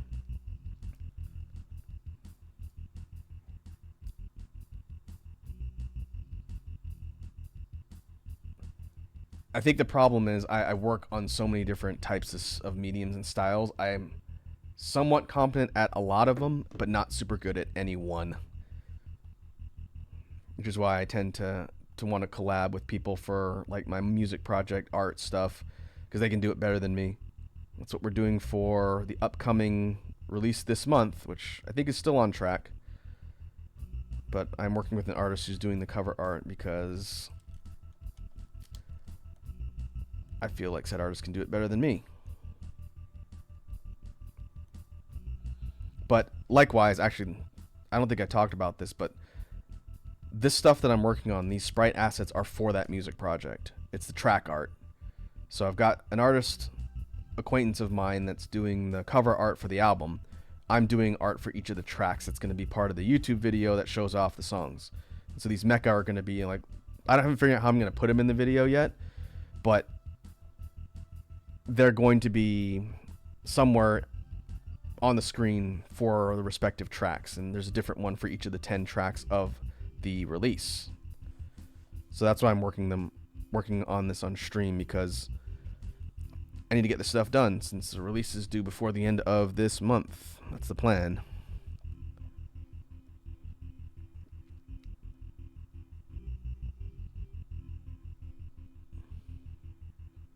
But yeah, there's a teaser for that one up in the announcements page in the Discord. It's where I put stuff related to the projects I'm working on. I put announcements there, and I'll link it to like YouTube or wherever.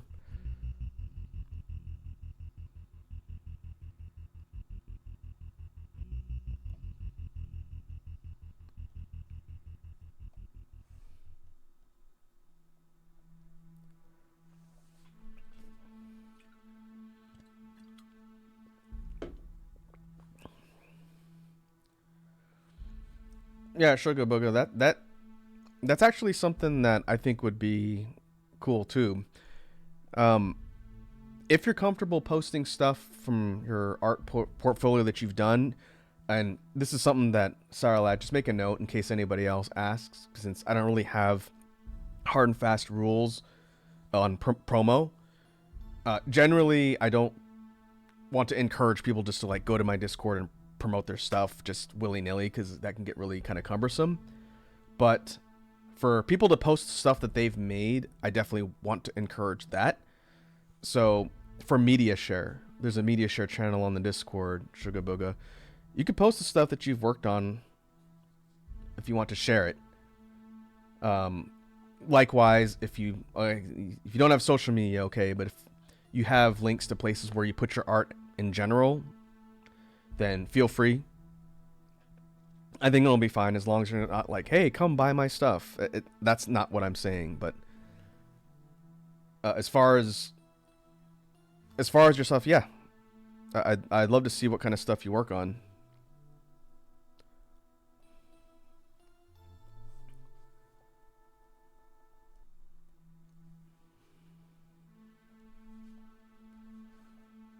Okay, I tend to do all the similar colored sections all at the same time, so we're going to do that. Keeping in mind upper right light source. I will say good on you for not having social media, though. That must be so much less stress. I have a Twitter, but you pretty much use it to keep track of some of my friends and to announce the stuff I'm working on. Occasionally I'll scroll through and then immediately regret spending like 10 minutes scrolling through and seeing the stories on there. I generally don't recommend doing that, but I've been guilty of doing it a couple times. But as far as like the general Twitter discourse and diatribe, I don't play that. Twitter's a cesspit when it comes to discussion.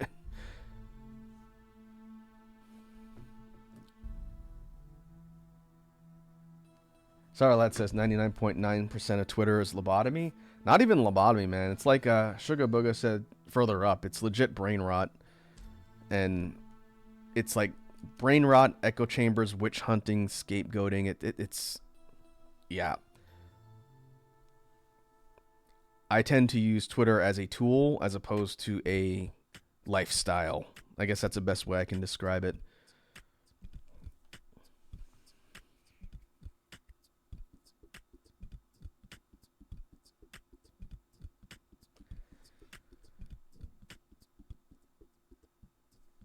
All right, let's see. Next color, let's do the greens next.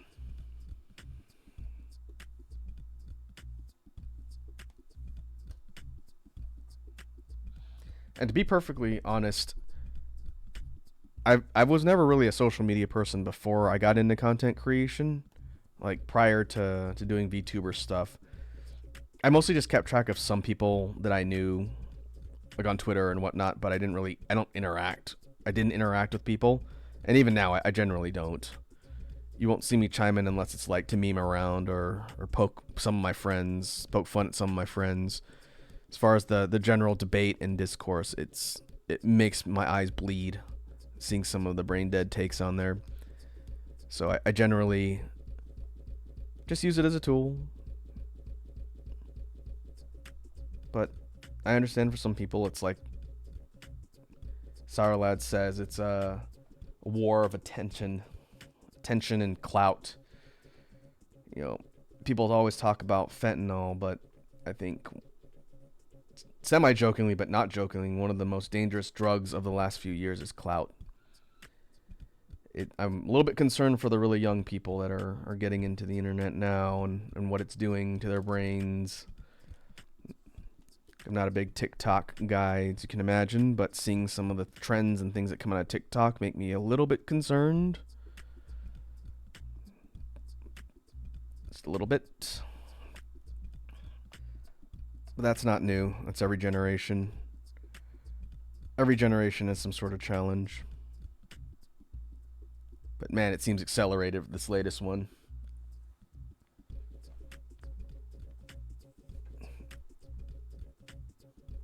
Sour Lad's Gen Z. You'd be on the older end of Gen Z, I imagine, Sour Lad, because you are not a teenager. I know that. You are a legal adult. At least from what I know. I could be wrong, but I'm pretty sure I know how old you are. You're not 25 though.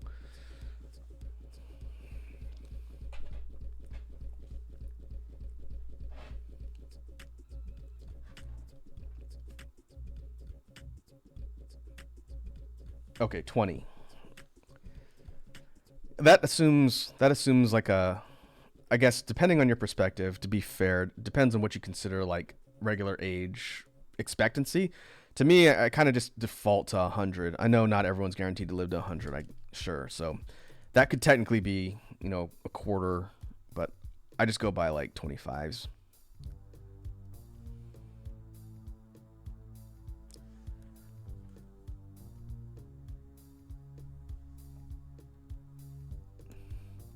It's funny, we don't normally get this existential on the streams, but I don't mind.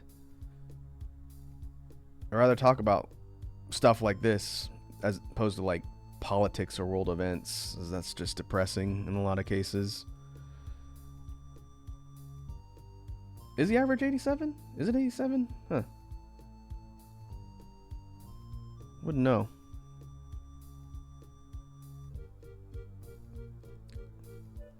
I had a relative lived 102, man, so I'd say all bets are off. Unless you have a really destructive lifestyle, then it's probably easier to hone in on what your expectancy is going to be.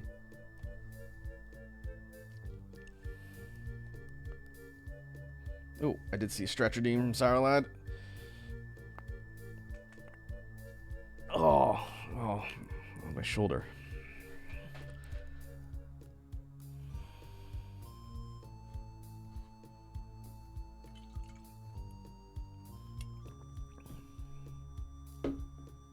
Sugar Booga says, I don't know if these takes are just old takes. They might be intelligent or decent brain takes. That's what scares me. I don't know about that. I think a lot of it's reasonable. I wouldn't say common sense, but a lot of the stuff we're talking about seems pretty reasonable.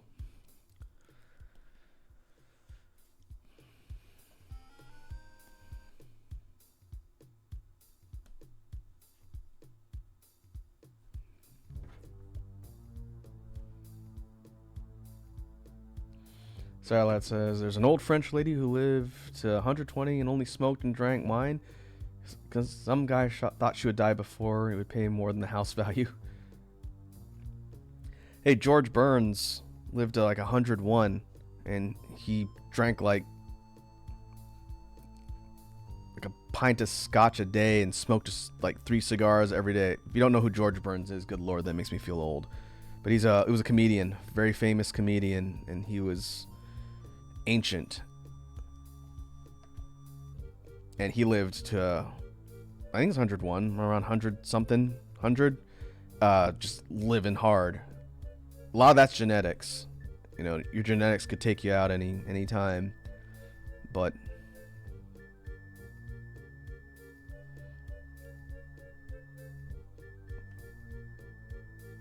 I don't know if I necessarily agree with the mentality that, the YOLO mentality.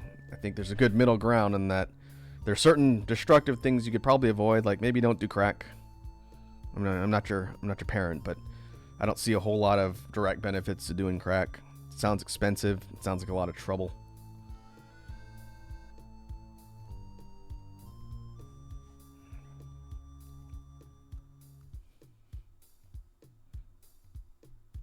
Shocking news. Z-List VTuber says don't do crack. This and then the news at 11 o'clock.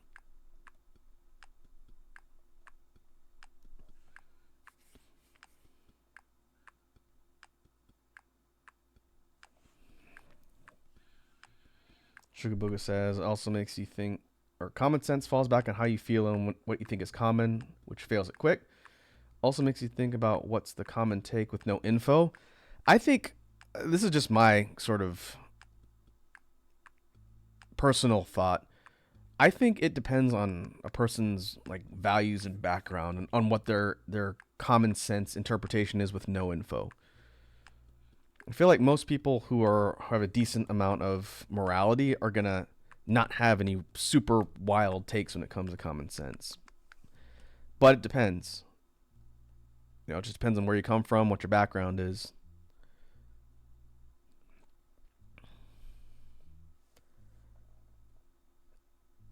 There are factors like cultural factors, political factors, socioeconomic factors, kind of environment you are raised in.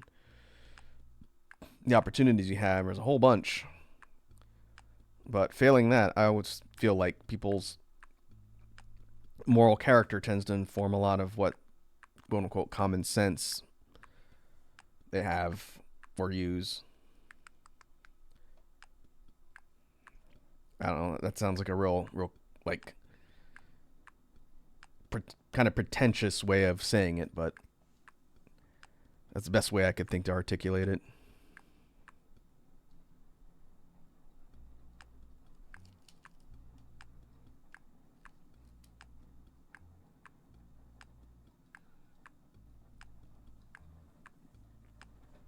Sugar Booga says, "Okay, Boomer.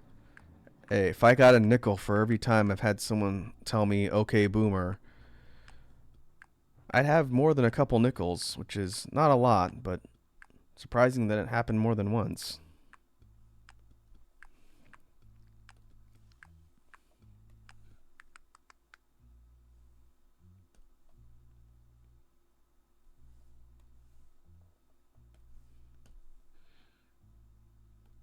To be fair, I cannot remember the last time someone told me, okay, Boomer, unironically, but it has happened. I have relatives that are younger. It's just a matter of time before one of my nephews, who's like 11 now, says something like that to me. At which point I should just pull out the Navy SEAL copy pasta. You know, like the 500 confirmed kills or whatever. Need to educate some of these young whippersnappers on true memeing.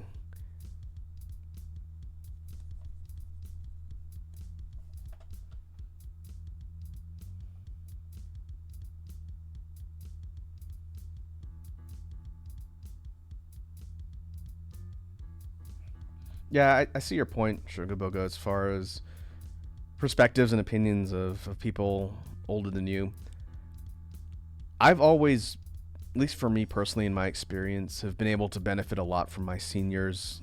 And I don't mean like senior citizens. I just mean people older than me, whether it's work or, you know, what have you. Just because they have a level of experience and perspective that as a, you know, a dung yum person, you don't have. And like, sure, everyone goes to that point in life where they feel like they figured the system out. You know, they've cracked the code, they understand the matrix. But until you've lived it, and actually been out there in the real world, it's tough to just, you know, have that knowledge. And people who've like lived through some real stuff, some real experiences, can really kind of give you a lot of insight into the quote unquote real world, more so than just like think pieces or echo chambers of people who think they've got it figured out. That's always been my take. It doesn't mean you have to agree with everything that an older person says, but you gotta respect where they came from. You know, unless they're a douchebag, then they're probably not worth your time. But the idea that you would discount someone just because they're quote unquote old and a boomer, just off rip, to me, I think is counterproductive.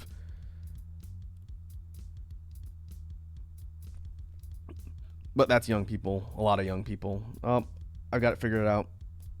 How many times do we have to teach you this lesson, old man?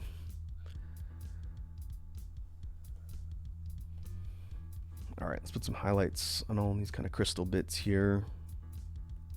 And we are just about done with this one. I understand we'll be wrapping up within the next bit here after we get a chance to look through what we've done. I understand I didn't get a lot done today, but I feel like it's been a really good conversation. So again, thanks to Sugar Booga, who's new to the Space Bees, for being willing to just chat with a complete stranger. Again, we've never talked before today, but I feel like it's been a really good conversation. Okay, let's hide you. Let me get some highlights out here.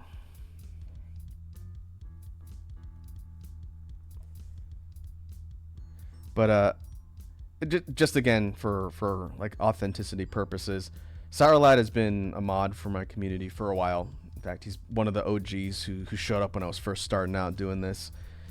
He can corroborate that the stuff we talk about here is legit. You know, I'm not just paying lip service. I always feel like I try and be pretty honest with you people whenever you guys talk to me about stuff. Because, again, Sugar Booga had asked when Capri Sun was on if this is just some big charade. But I talk this way with everybody. Doesn't matter if I've known you 10 minutes or if I've known you 10 years. And the folks who've been around the community will be able to echo that because they've seen it. You know, they've been here for sessions talking to weird old Uncle Raku. Whether it's me talking about wacky stuff from my past or, you know, stuff about the present or future.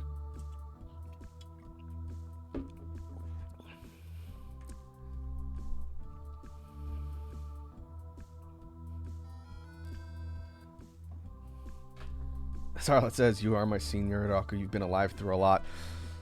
That is true. I'm not on my deathbed yet, though, so don't put me out to pasture.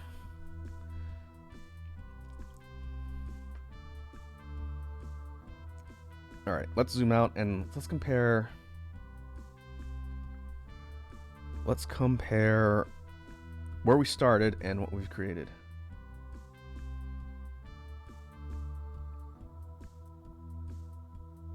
Oh, let's see. Sugar Booga says, I can't chat in Discord channels. Can't access the Art by Raku. Saralad, is there a restriction on brand new people to the Discord server that limits access to all the other channels or the chat? I don't think I put a timer on new arrivals. So, full transparency, Sugar Booga, I am not an expert on Discord. A lot of what I learned from Saralad because he helped me set it up. I know he has mod privilege. Can you see if... Let's see.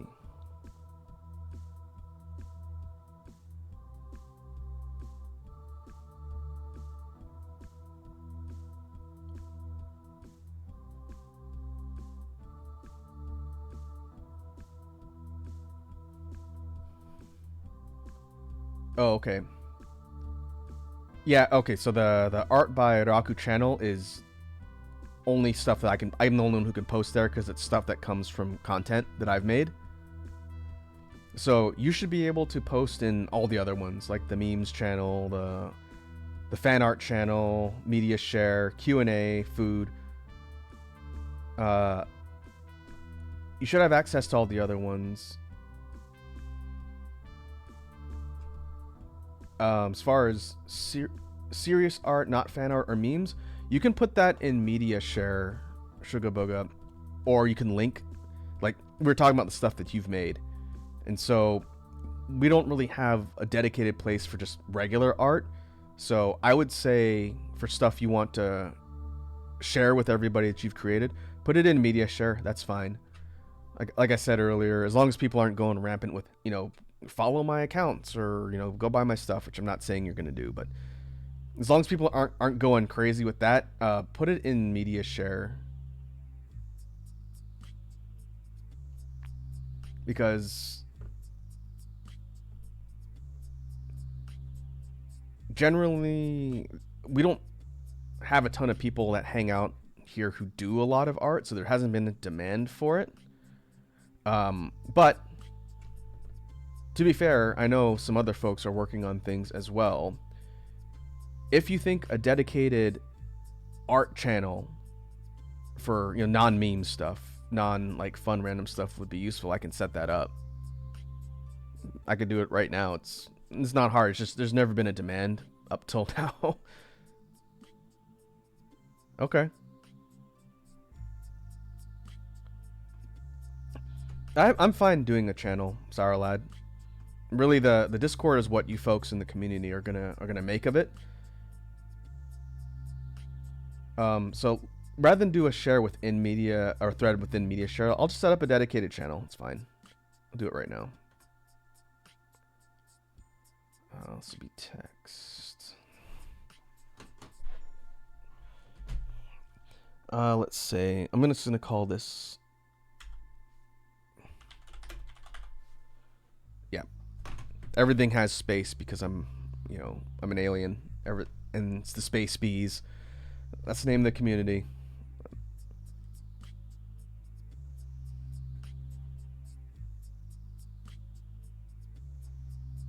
me see if I can do this right now.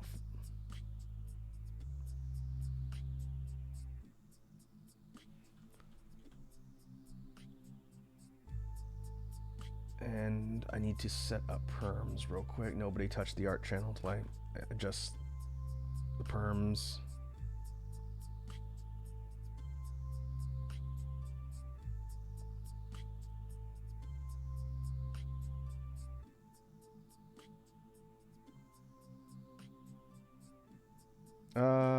Okay, we'll do all of the links and stuff. That's fine.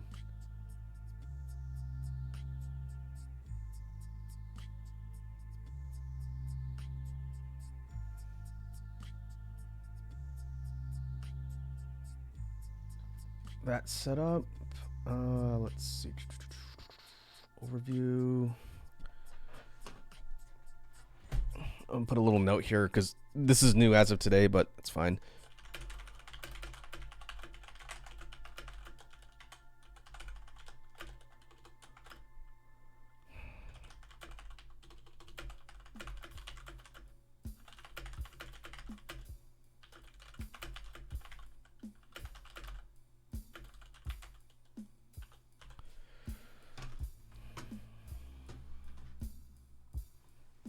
Okay.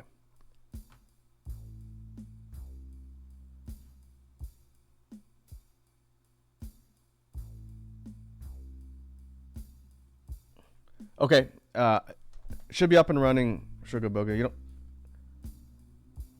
Okay.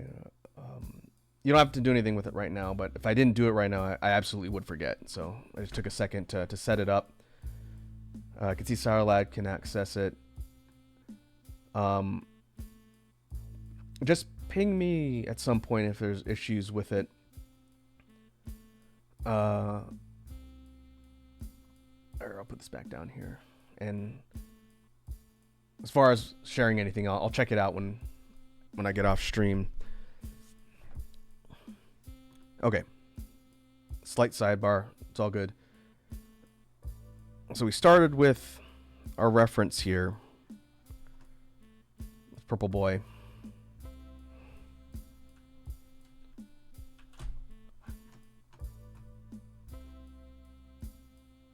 Nope. Help falls on the right layer.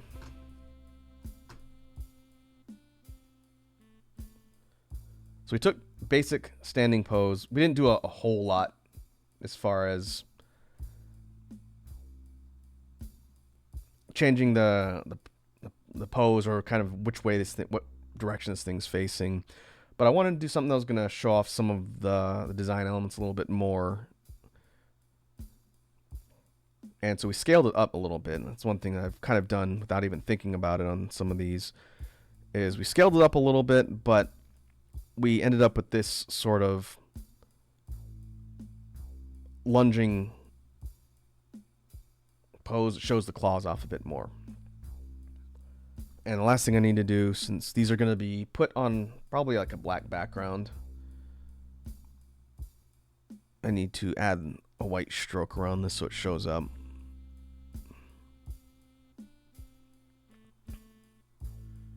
I'll put that on the flat layer. Just pay no attention to the that green thing. That's number 9.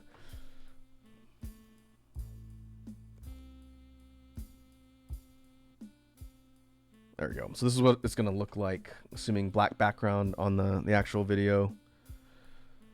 How these are all scaled, I haven't even thought that far ahead yet. Well, we'll see, because I'm still waiting on the final art that's going to be featured for the cover art in the video. It's not even there yet, but at least now I'm done with all the assets that I need to do.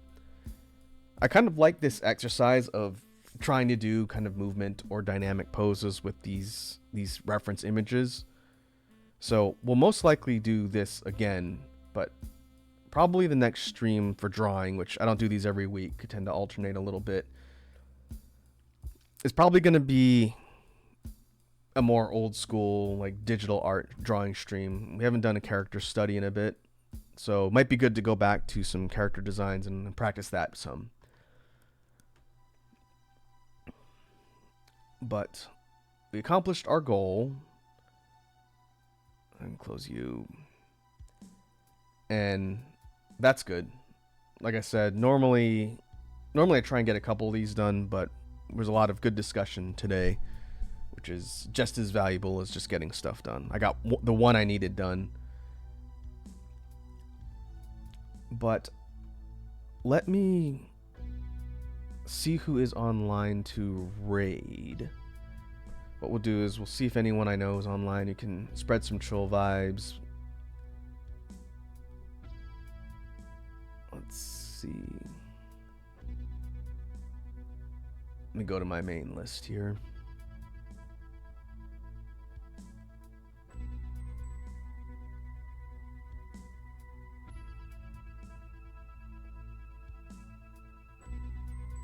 Oh, Dio's online. Looks like she is doing like a chatting stream. You can go say what's up to Dio.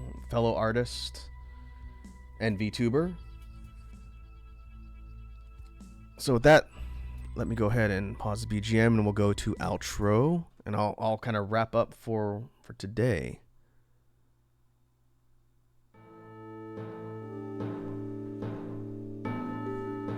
So again, thanks for hanging out today and chatting. It was, like I said, good discussion. Hopefully it didn't get too real for a silly VTuber stream. But we will be back tomorrow with a gaming stream. We're going to be returning to Dyson Sphere program. So if you're at all curious about the world of like space automation with a good dose of angry alien combat thrown in, then feel free to tune in. We're going to be building off of our world that we started before in Dyson Sphere program, trying to make some progress, and it should be a good time. But in the meantime, let me queue up the raid. Oh, why didn't it pop up? There we go. And we will head over to Dio's stream and see what she's up to. Again, thanks for hanging out, folks. Hope you all have a good evening, and I will catch you in the next stream.